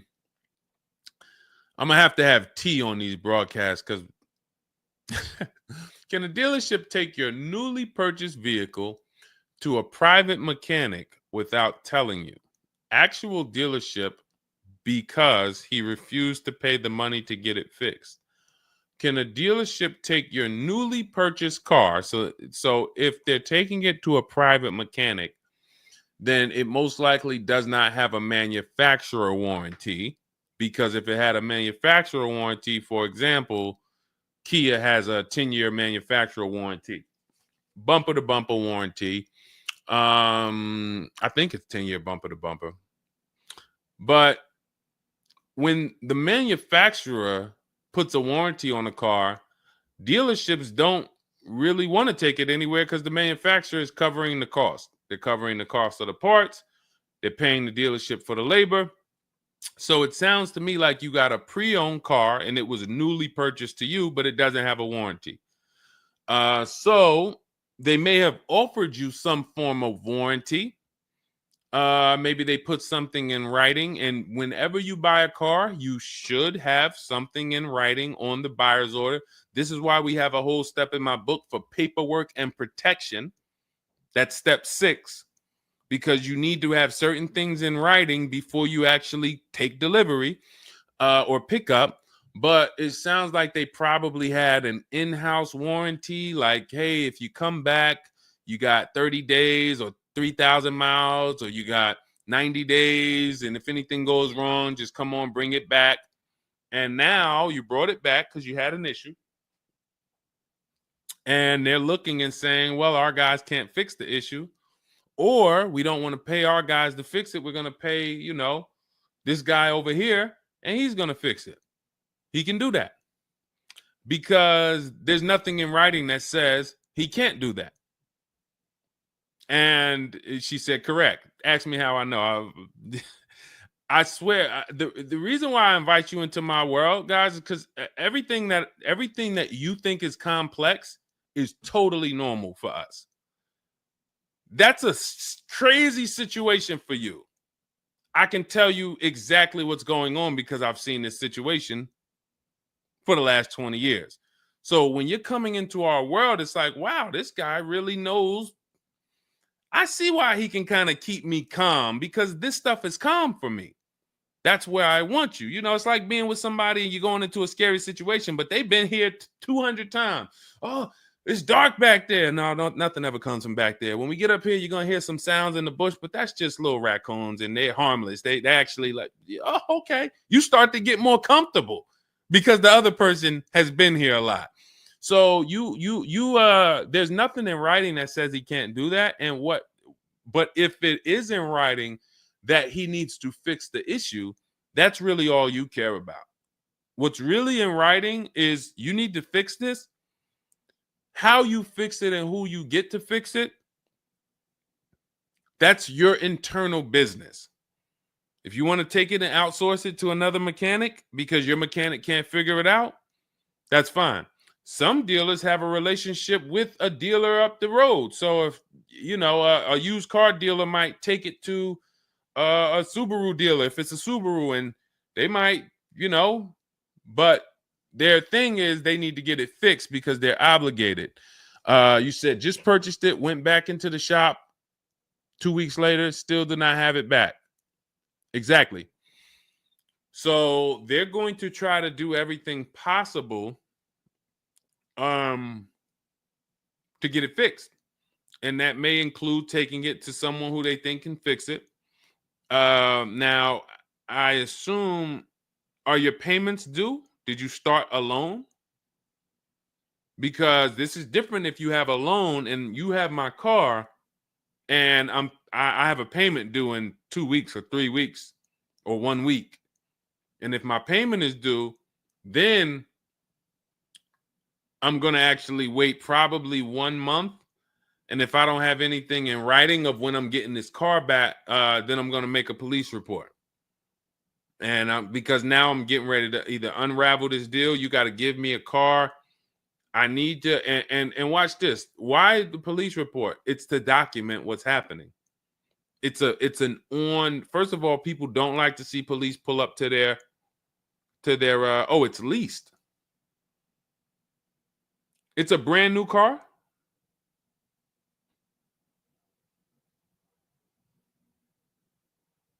It's a brand new car. Most leases are brand new.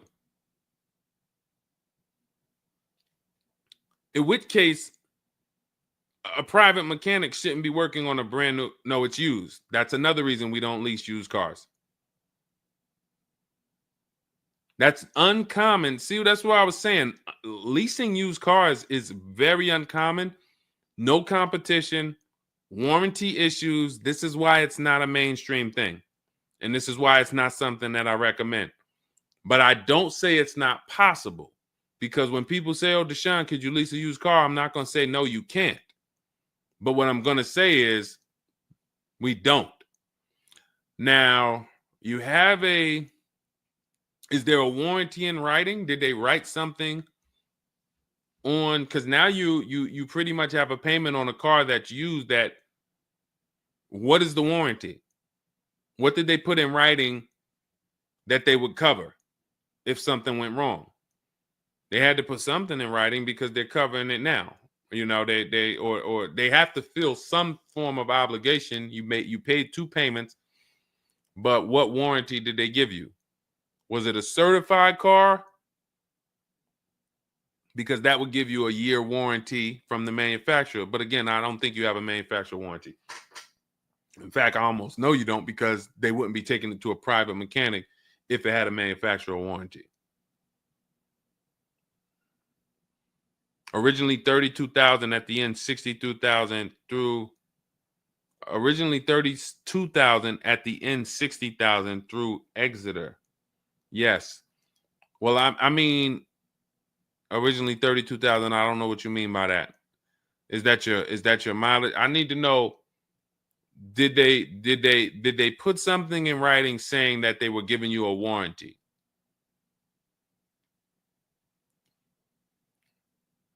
We'll try to work through this, because it's no different than if you bought a car from them. There's a bank involved, but it's a used car. It's no warranty, and they're pretty much holding on to it and trying to fix it. And if they can't fix it, we need to know, are they obligated to fix it or not? If there's nothing in writing saying, hey, you have this time where you can bring it back and we'll fix it, then that's gonna be that's gonna be hell for you. So we really don't want that. So, but I can't tell you how to approach this without knowing what is in writing. And again, when you get my book, not you, I'm just gonna try to help you through, but I'm talking to you. That's why we have step 6 is paperwork. Because when you're sitting there looking at a bunch of paperwork and they're telling you to sign it, okay, sign this now.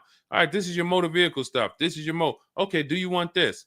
What is important and what's not? What is important and what's not important?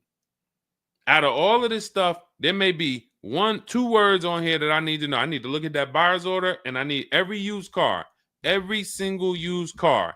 I need to know what the warranty is when I drive off. Is it as is? That means when I drive off, it's on you. If the axle falls out on the highway 5 miles from here, you just signed an as-is deal. Buyer beware, it's on you. Is it 30 days, 1,000 miles? Who's going to do the work? Is it from the manufacturer? Is it from this dealership? Where can I go and use this at? You got to come back here. Do I have to go? Is this a nationwide warranty? I need to know what is covered on this paperwork so that I don't end up in a situation that we're trying to get out of right now. The warranty is through portfolio protection.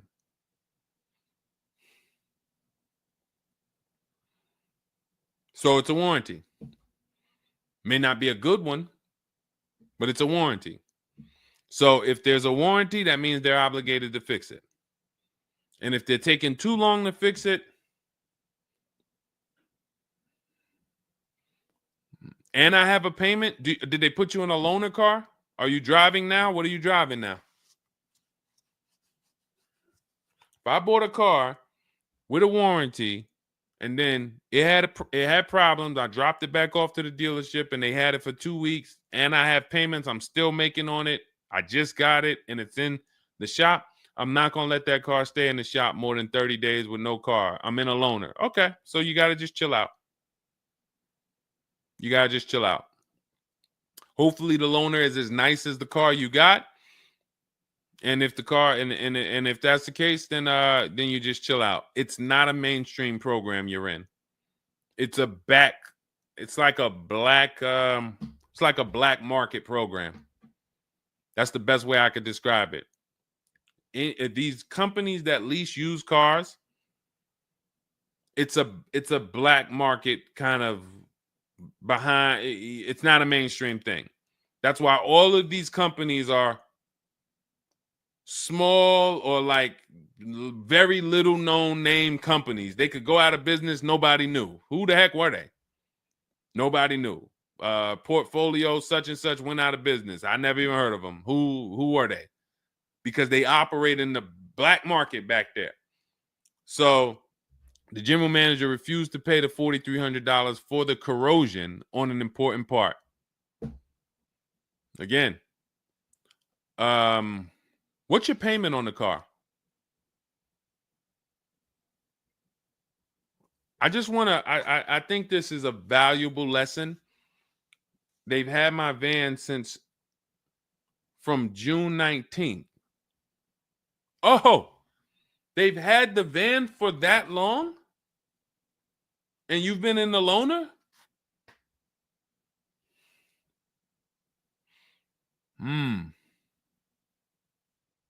Holy crap. All right, what do I do from you? What's your payment on the car?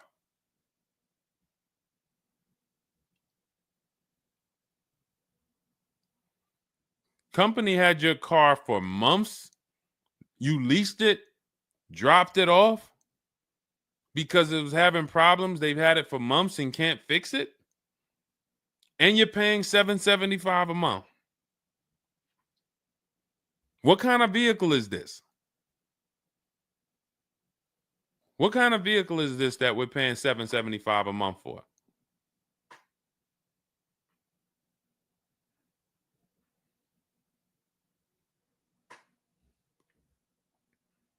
I just want to give you some time to type. I mean, I like to try to give you, I like to try to give you a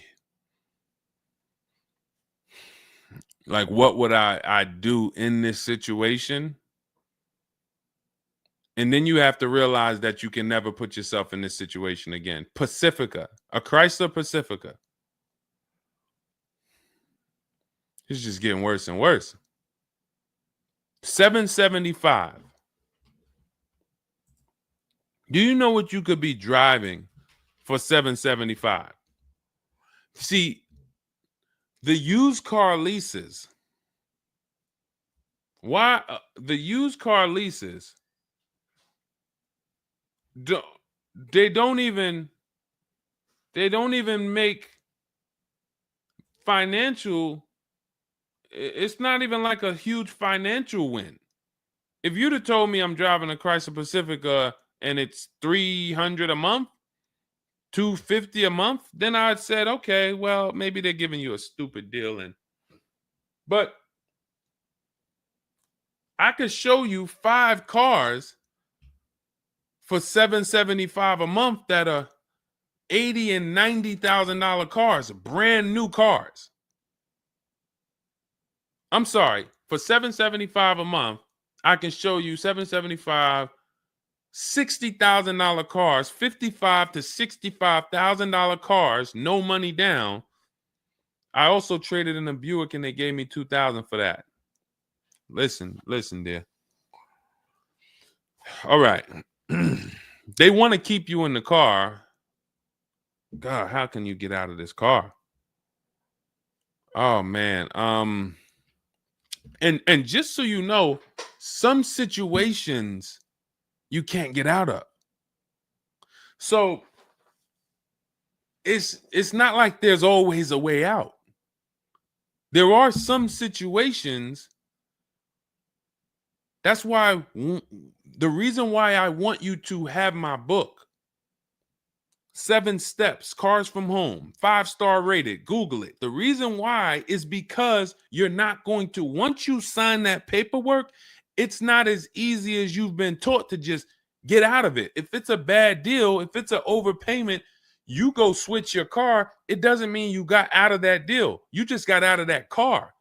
You rolled over the negative equity to this deal. Car deals are like, once you sign them, the damage is done. And then it's about, all right, what's the best way to get out where I lose the least amount of money on this deal? But I'm going to lose. Negative equity, it's going to be there. So it's much better to arm yourself beforehand than to say, all right, I'm in this situation now. How do I get out of it? Because some situations can't be gotten out of. People used to walk into the dealership, they got 15,000 of negative equity. Oh man, you can't get me in nothing. Can't get you in nothing. Well, when I put you at this car, you see this car, you like it, right? Yeah, man, I like that. All right, I got you the $450 a month on that car. That's a good payment. Absolutely, man. Come on, I'll take that right now. Okay, now let's bring your $14,000 of negative equity over. Yet $450 a month. That goes up to now $700 a month. Oh man, shoot, man, yeah, nah, that I can't even afford that. But hey, here's the bad part. Even if you could afford it, the bank's not going to approve it. So it doesn't matter if you could afford it because the bank's not going to approve it. So you cannot get out of that car. So that's why you arm yourself now. That's why I'm telling you, before you need a car, before you go sign the paperwork, make sure that you are armed with the right information. So now, if in this particular case, and you have a cosigner, you put a cosigner on here, told us to wait 6 months, and then we can switch owner names and info. Every time I think this can't get worse, you make another comment, and it just gets worse and worse.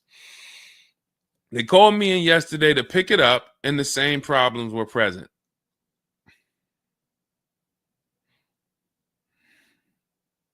Good Lord. I'm almost stumped. Okay. All right. All right. You need to find out how many miles are on this car? How many miles are on this car? This is not a good situation. So that's why it's harder. And what I'm about to tell you, it might not even work. You may just be stuck in it. I'm trying to see if we can slice it any way possible to give you some form of solution.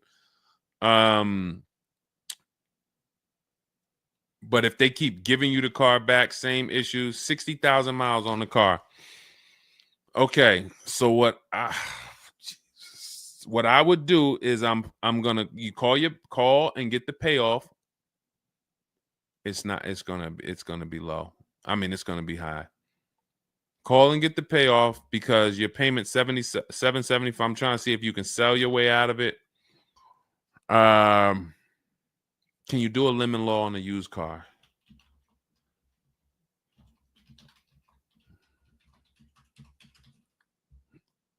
Let's see. Yes, some states have lemon laws that cover used cars, but the specifics vary by state. What state are you in?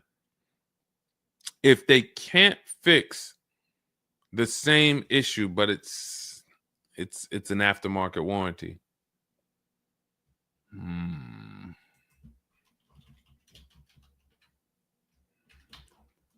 What state are you in?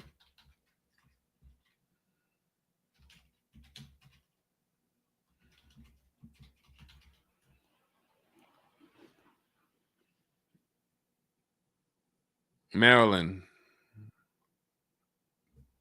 Let me see.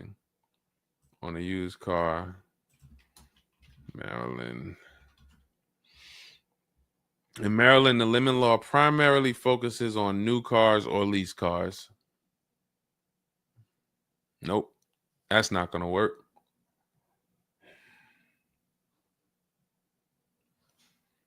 Jeez.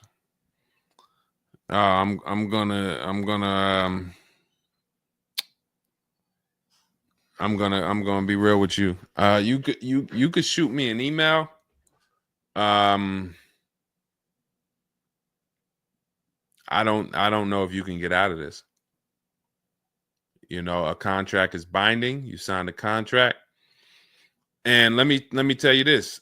I don't know if you can get out of this without losing. You could just stop paying the car, have a repo on your credit. A lot of people will do that. I'm going to drop this car off, take your car back, voluntary repo, credits tore up. Not a good solution. It's going to cripple you from moving forward with cars.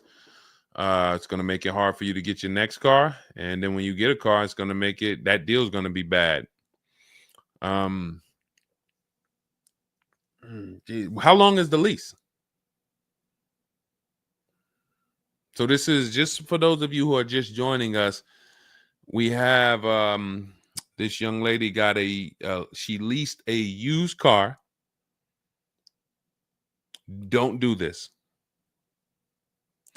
And again, I'd like you to email me. Maybe I'll think of something that will come up as a solution. But you know, I trust you're gonna learn from this. It sucks. It's a horrible situation, and it's evidence of how bad certain bad structures can be. Because and again, I know some of you who've joined me for a long time, you may be used to, well, Deshone has a solution for everything. Not everything. There's times where you are too buried, and the only thing that will heal the wounds is time. That's the only thing. The deal is done. You have to pay down the deal. And then in a year, 2 years, you might be able you might be able to make a move, but you have to suck it up, bite the bullet, and we might be able to lean on them to get the car fixed. 78 payments. How?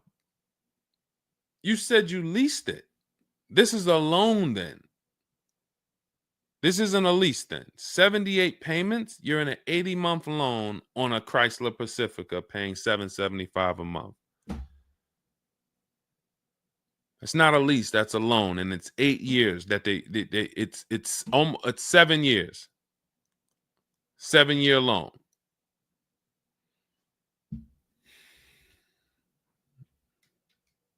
I mean, this is why I do what I do. You know, like, I don't want you thinking, okay, maybe you don't sign, maybe you don't make a mistake that is this serious, but this is cars. When I'm breaking down these big numbers and I'm throwing out these big numbers, oh, this is a $4,000 mistake. Oh, if you don't do this, yep, you're looking at about $4,000 or $5,000 you're gonna leave on the table. You take a loan that's too long, yep, you're gonna overpay by probably about $4,000 or $5,000. That might sound like nothing to you, but how I'm telling you based on me being in dealerships and seeing situations where I'm like, you made a lot of mistakes. You combined all the mistakes and you made them. So I'm just Jesus. So you're in an 80-month loan, not a lease, and you have $775 a month to pay. You are. So that means that loan, just to give you an idea of how much you've paid, you've been charged for this car. It's $775 a month times 80 is $62,000. So we're paying $62,000 over 8 years, over almost 8 years, or almost 7 years. Wait, 80 months, not 84. So yeah, almost 7 years for a Chrysler Pacifica. So we can't trade out of it. We can't sell our way out of it. That car is probably worth $20,000 at best. 2021 Chrysler Pacifica, 60,000 miles on it. That car is probably worth $20,000. But they charge you're gonna end up paying $60,000 for it. Jesus.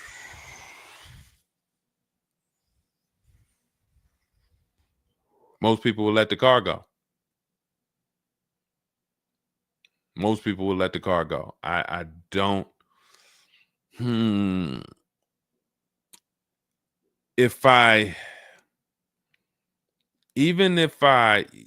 you run your negative equity, that is exactly what it's saying. 62,000. It's exactly what it's saying. $62,400 to be exact, including the $2,000 down payment.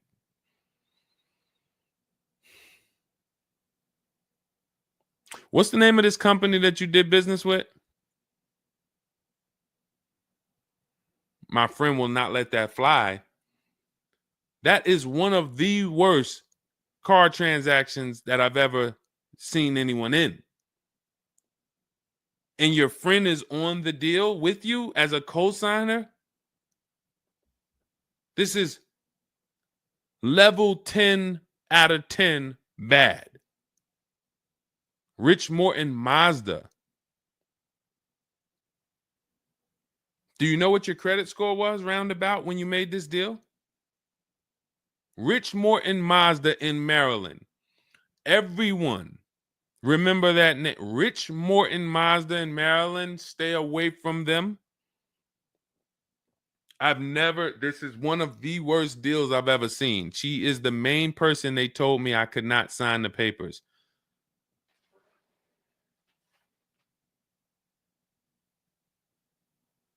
Oh. We wouldn't be friends anymore. Now, here's the truth.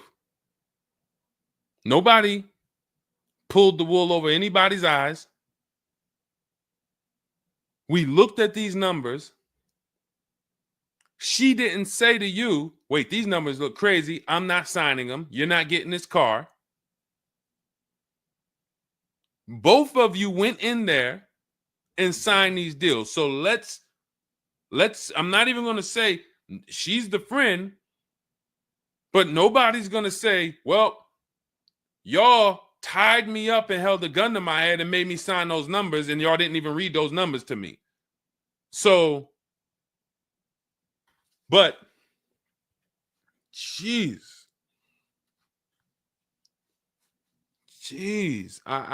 this, you're buried. You are buried in this car.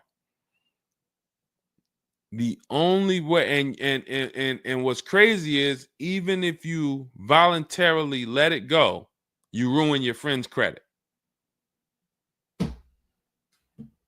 Because she's the one who signed for the car. Bad, bad, bad, bad, everything bad. I wish there was a silver lining that I could think of. What I would do is I would find, you need to find out how upside down you are.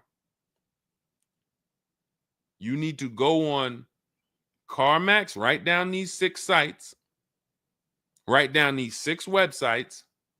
You need to go on CarMax, Driveway, Kelly's Blue Book, Cash Offer, Auto Nation, Carvana, Car Gurus, Cash Offer. And you need to see what that car is worth. Let's say they say the highest offer is $25,000. $25,000. The total of your payments is not what you owe. That's what you would have paid after 7 years. You need to call the bank and you need to get the payoff. That is what you do tomorrow morning. You go on those websites tonight or today. You find out what this Chrysler Pacifica is worth. And then you call the bank tomorrow or the next or whenever, and you get the payoff. And you need to know what that gap is. If that gap is $25,000, then I am trying to get out of that car, and it might not be this year. It might not be this year, but I need to right now. I would go into an electric car lease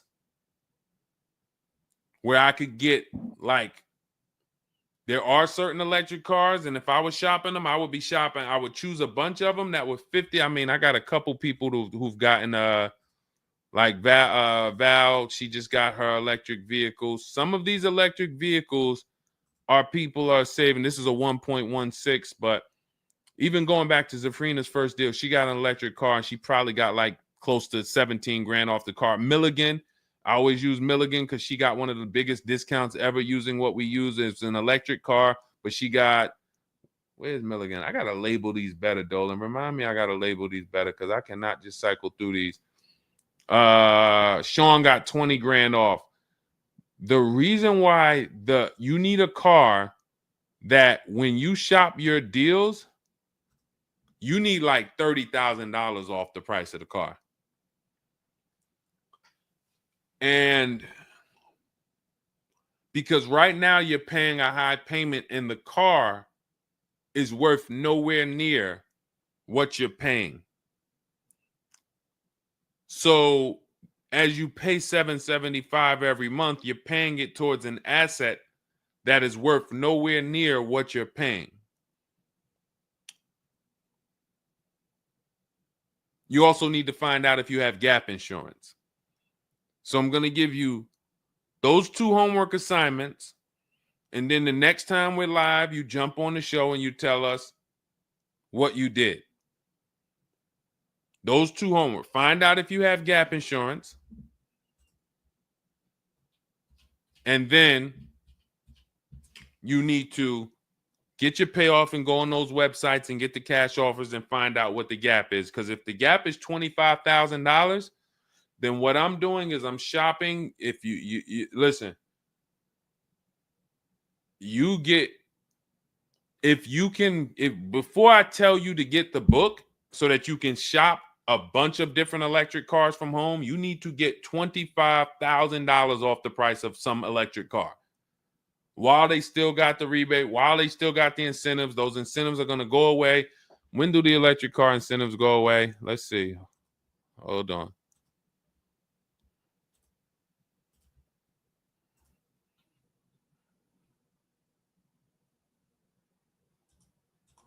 Hold on.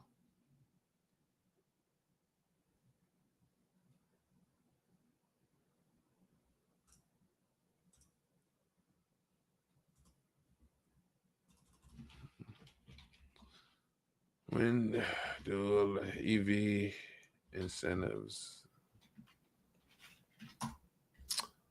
I'm going to tell you, you're probably going to see, we're not talking about tax credits.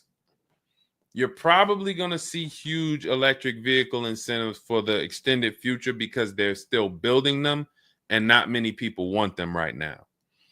So you need to get like $25,000 off the price of some car or more. Like I said, with Milligan, she got she got almost 27,000 off. And then you would roll that over into a new car and you would lease it. And your payment's going to be high, but you're going to be in a good car. So if you lease a car and you end up with after you knock off that 25, 30, $30,000, and I would be just shopping multiple electric vehicle leases using our system. Again, at this point, you're either going to listen to me or you're not. So, I mean, I'm just going to assume you are. And you would just run multiple electric cars through our 25-to-5 system and see, all right, how much could I get off that one? Oh, they're saving me 15 grand. Nah, that's not enough. All right, let me go pick this Kia SUV. All right, how much can I get off that? Oh, 17 grand. Nope, nah, that's not enough. Oh, let me pick this one. Oh, they're giving me 22 off. All right, that's better. Let me see if I switch this car over to that, how much they would give me. And you're trying to get out of that car, but you cannot bring all of that negative equity over unless you already knock down this new car by $20,000 or $25,000 because the bank is not going to approve it. So you need something that you can save that kind of money off of and then come over to a lease and then, all right, forget about lowering your payment right now. You could lower your payment right now. You need to get out of that car into a better car for the same payment or similar payment. You're not lowering your payment. Only way you're going to lower your payment is to get rid of the car, ruin your friend's credit. But once you do that exercise, let me know where the gap is. Next time you see me live, jump on. Hey, Deshone, I did it. The gap is like $22,000, or the gap is $30,000. If the gap's 30, then we got to see what we do there. But the long-term plan is I need to get out of this and I need to get into an electric vehicle that I can lease for 3 years so that I can bury all that negative equity into this car. And what it's going to be is it'll be like, all right, I'll knock 25 grand off the price. Normally my payment would be stupid low, like $250 a month, because I just knocked 25 grand off this. But I'm actually just putting the 25 grand from this Pacifica back on there. So it's still going to be around 700-800, but I'm driving a brand new car. And then once my 3-year lease is up, I can actually be done with this versus being in this for 78 more months.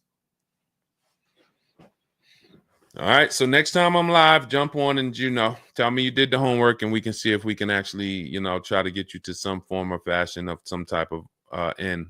Yeah, I'm not a fan of the electric car. Can't help you. Can't help you. I appreciate you being on here, but you should have not been a fan of this. How are we in a 2020? This is the part where we have to realize you have your friend tied to this car. And I'm telling you what you may be able to do to get her out of this situation and get out of this Chrysler Pacifica. That is a car that is worth $20,000 that you have a loan on of $55,000+. And you're like, I don't like this electric car. I'm not a fan of it. I'm telling you, there's tons of them out there. We should not even have our friend on this deal. So be a quality friend. Don't be like the people who will come into the dealership, put their friend on the credit, on the credit. Hey, can you sign for me? I had one girl that would come in and she had her mom on one car, burned her mom, and they had somebody else from the church coming in here to sign for her to get another car because she burned her mother's credit. Didn't care about nobody.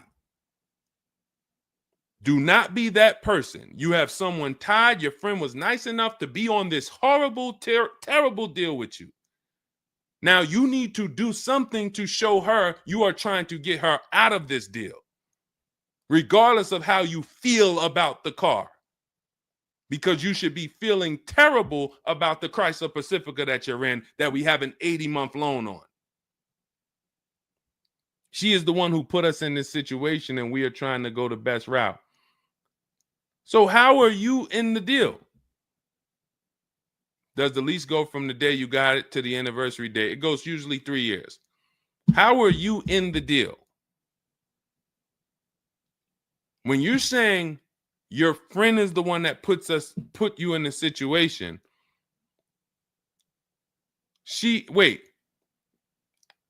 in one breath you're saying, believe it or not, she's the one who encouraged me to get it. And then in another breath, you're saying she's the one who put me in the deal, who put us in this situation.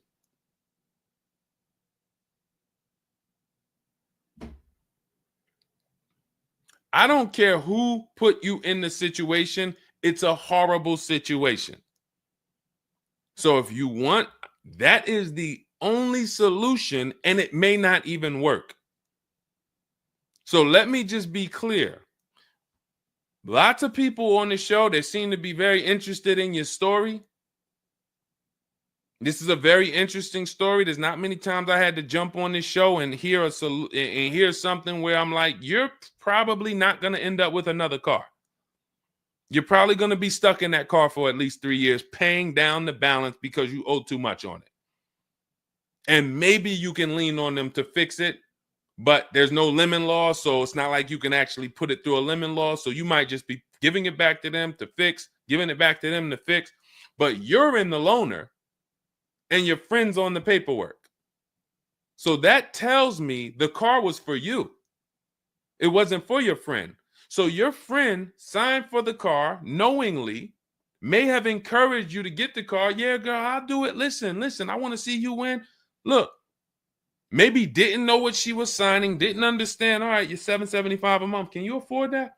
Okay, yeah, I could afford that. Okay, perfect. All right, I'm going to sign for it. Didn't realize maybe it was for 7 years.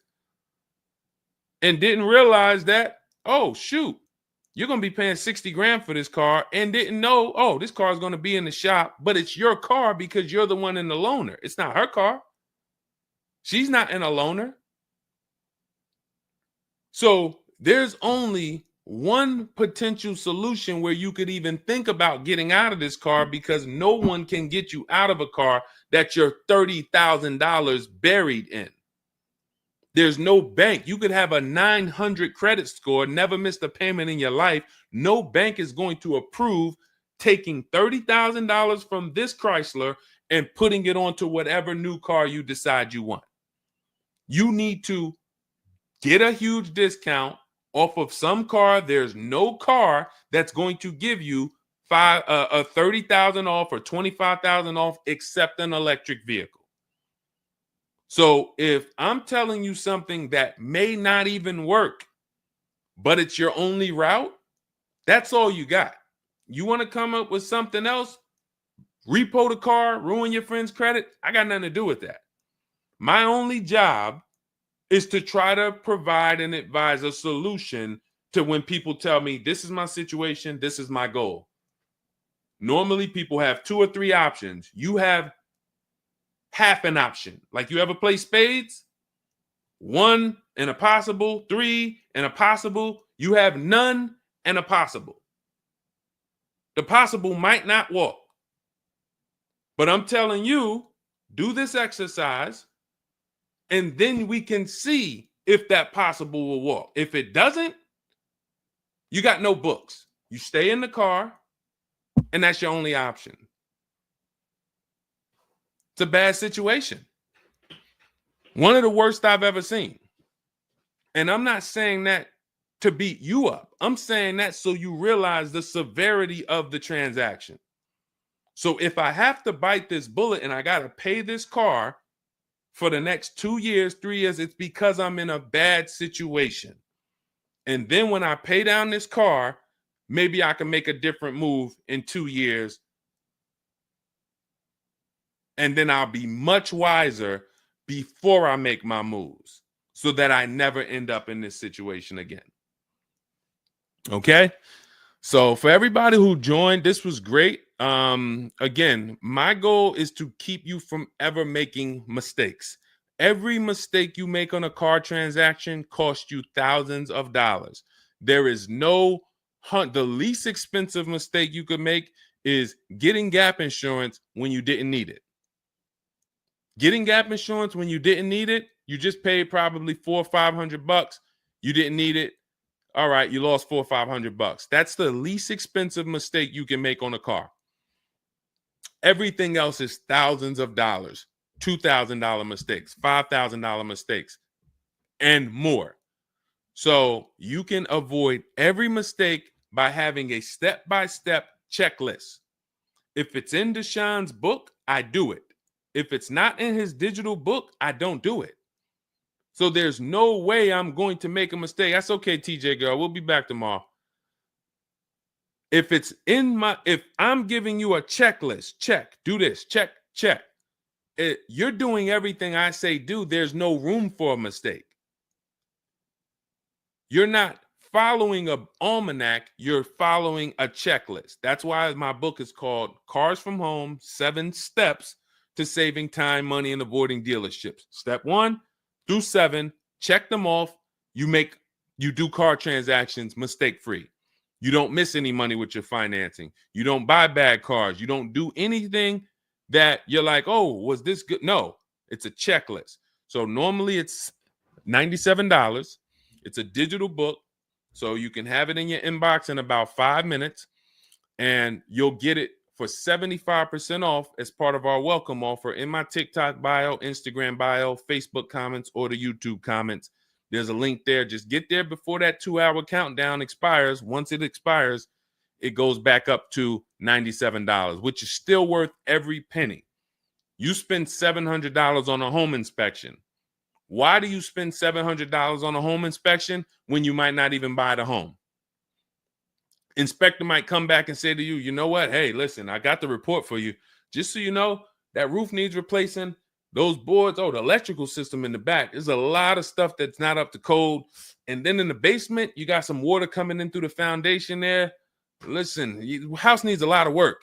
Here you go, $700. You and your family might not buy that house. Do you say to yourself, man, I wasted that $700, man, we could have kept our $700? No. You say to yourself, man, I'm glad we got that home inspection, man. We would have been in trouble. So this is how we approach cars. This is how people who I show you throughout the stream approach cars when they're working with cars from home. They're like, I want to make sure that if I can spend $24 and get Deshone's book, and that is my form of a home inspection, that's me guaranteeing I don't make a bad move, then I'm going to go spend that. And if I miss the $24 price and it's $97, then I'm going to go spend that to make sure I don't go out here and make a $5,000 bad decision. That's what we hold ourselves to. Thank you, Stephen Nash. Good to see you. So go grab your copy before the countdown expires. Get it for $24 instead of $97. It's in my TikTok bio, Instagram bio, YouTube comments, or the Facebook comments. And then use that step-by-step. New cars. Everything is in there for you to shop empowered, mistake-free, for you to be the prize. You deserve to be the prize. There is nothing else that you would spend $10,000 or $50,000 on, or some of you are going to get a $100,000 car. There's nothing else that you would go in spending that money on, and you wouldn't feel like you're the prize. You wouldn't go into the mall to spend $40,000 and say, y'all better get the velvet ropes. If you went into the mall to make a $40,000 decision, you'd be, hey, close this store down. I'm about to spend $40,000. You'd be bringing champagne out. All right, close the velvet ropes. Where's the velvet ropes? Everybody stay outside. This person's about to spend $40,000. But a $40,000 car, you go in and you'll take the mistreatment. You'll leave buyer's remorse. Not anymore. When you make the decision to get your book, follow these steps, you are mistake-free. You'll save all the money. And then when you drive off in your car, you feel like you're the prize. This dealer won my business. That credit union, that bank won my loan. This deal, buyer, Carvana, CarMax, Driveway, they got to buy my old car because they put the best bid up. Everybody won a bid. And that's how I know I won, because everybody competed for my business. I didn't beg none of you for anything. That's how we do. So go get your book. And if you want to get started and you're like, Deshone, you know what? Is there anything I can get started for free? Because I'm just getting to know you. I don't really know you yet. Now I want to see, then go grab my free cheat sheets. Dolan will put a link in the comments for you guys. It's Deshone's cheat sheets. It's also in my TikTok bio, my Instagram bio. And you can see what we give to people who want free advice to get you started. But if you're like, no, give me the blueprint. Give me the bang, bang, step-by-step, start to finish. That's my digital book. Go get it. And carry in gifted hands. Please check back in with us. Let me know when you do that exercise how big that gap is between what the Pacifica is worth and what the cash offers will buy, what will pay for it. And then hopefully you can get to some solution. So I appreciate you sharing the story. I appreciate you being forthcoming, and certainly we'll wait to hear from you. Thank you everybody for joining us. We've been on here for almost 2.5 hours. It was a longer show, but I hope you all got a lot out of it. We talked a lot about all different things. Yeah, that's Denzel on the bookshelf. Absolutely. I got a lot of people on the bookshelf. I got Lucille Ball on the bookshelf. I got Miss Harriet Tubman on the bookshelf. Mr. Marcus Garvey. Who knows who that is?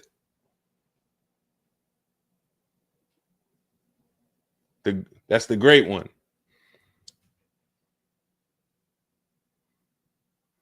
Y'all know what it is. I only have the greats around me.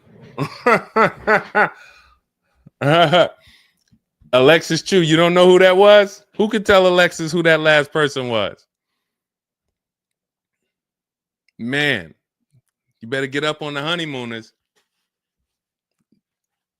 Yep, that was, yes, TJ girl. Yep, Jackie Gleason. Yep, that is right. The great one. So yeah. So yes, so it was a pleasure. We'll be back. We'll be back for another show. When you see us, jump on, get your questions answered. For those of you who have my book, I want to thank you. Shout out to I saw a couple people say they grabbed their book and they were using they were ready to use it. I would get the paperwork through email, never received it. I need your help. I bought 2 brand new cars. I was told I would get the paperwork by email, never received it. So call the dealership. Call it. You bought 2 brand new cars. You said you would get the paperwork by email. You never received it. Call the dealership and, hey, where's my paperwork? Ask for the finance manager. Where's my paperwork? That's what you do. All right. So, all right. I'll let everybody go. I'm tired. I can't even get myself together. This is, I'm gonna jump off and we'll be back. We'll be back for another show. Make sure you get your book in my TikTok bio, Instagram bio, the comments, or the Facebook comments or the YouTube comments, and I'll see y'all on another show.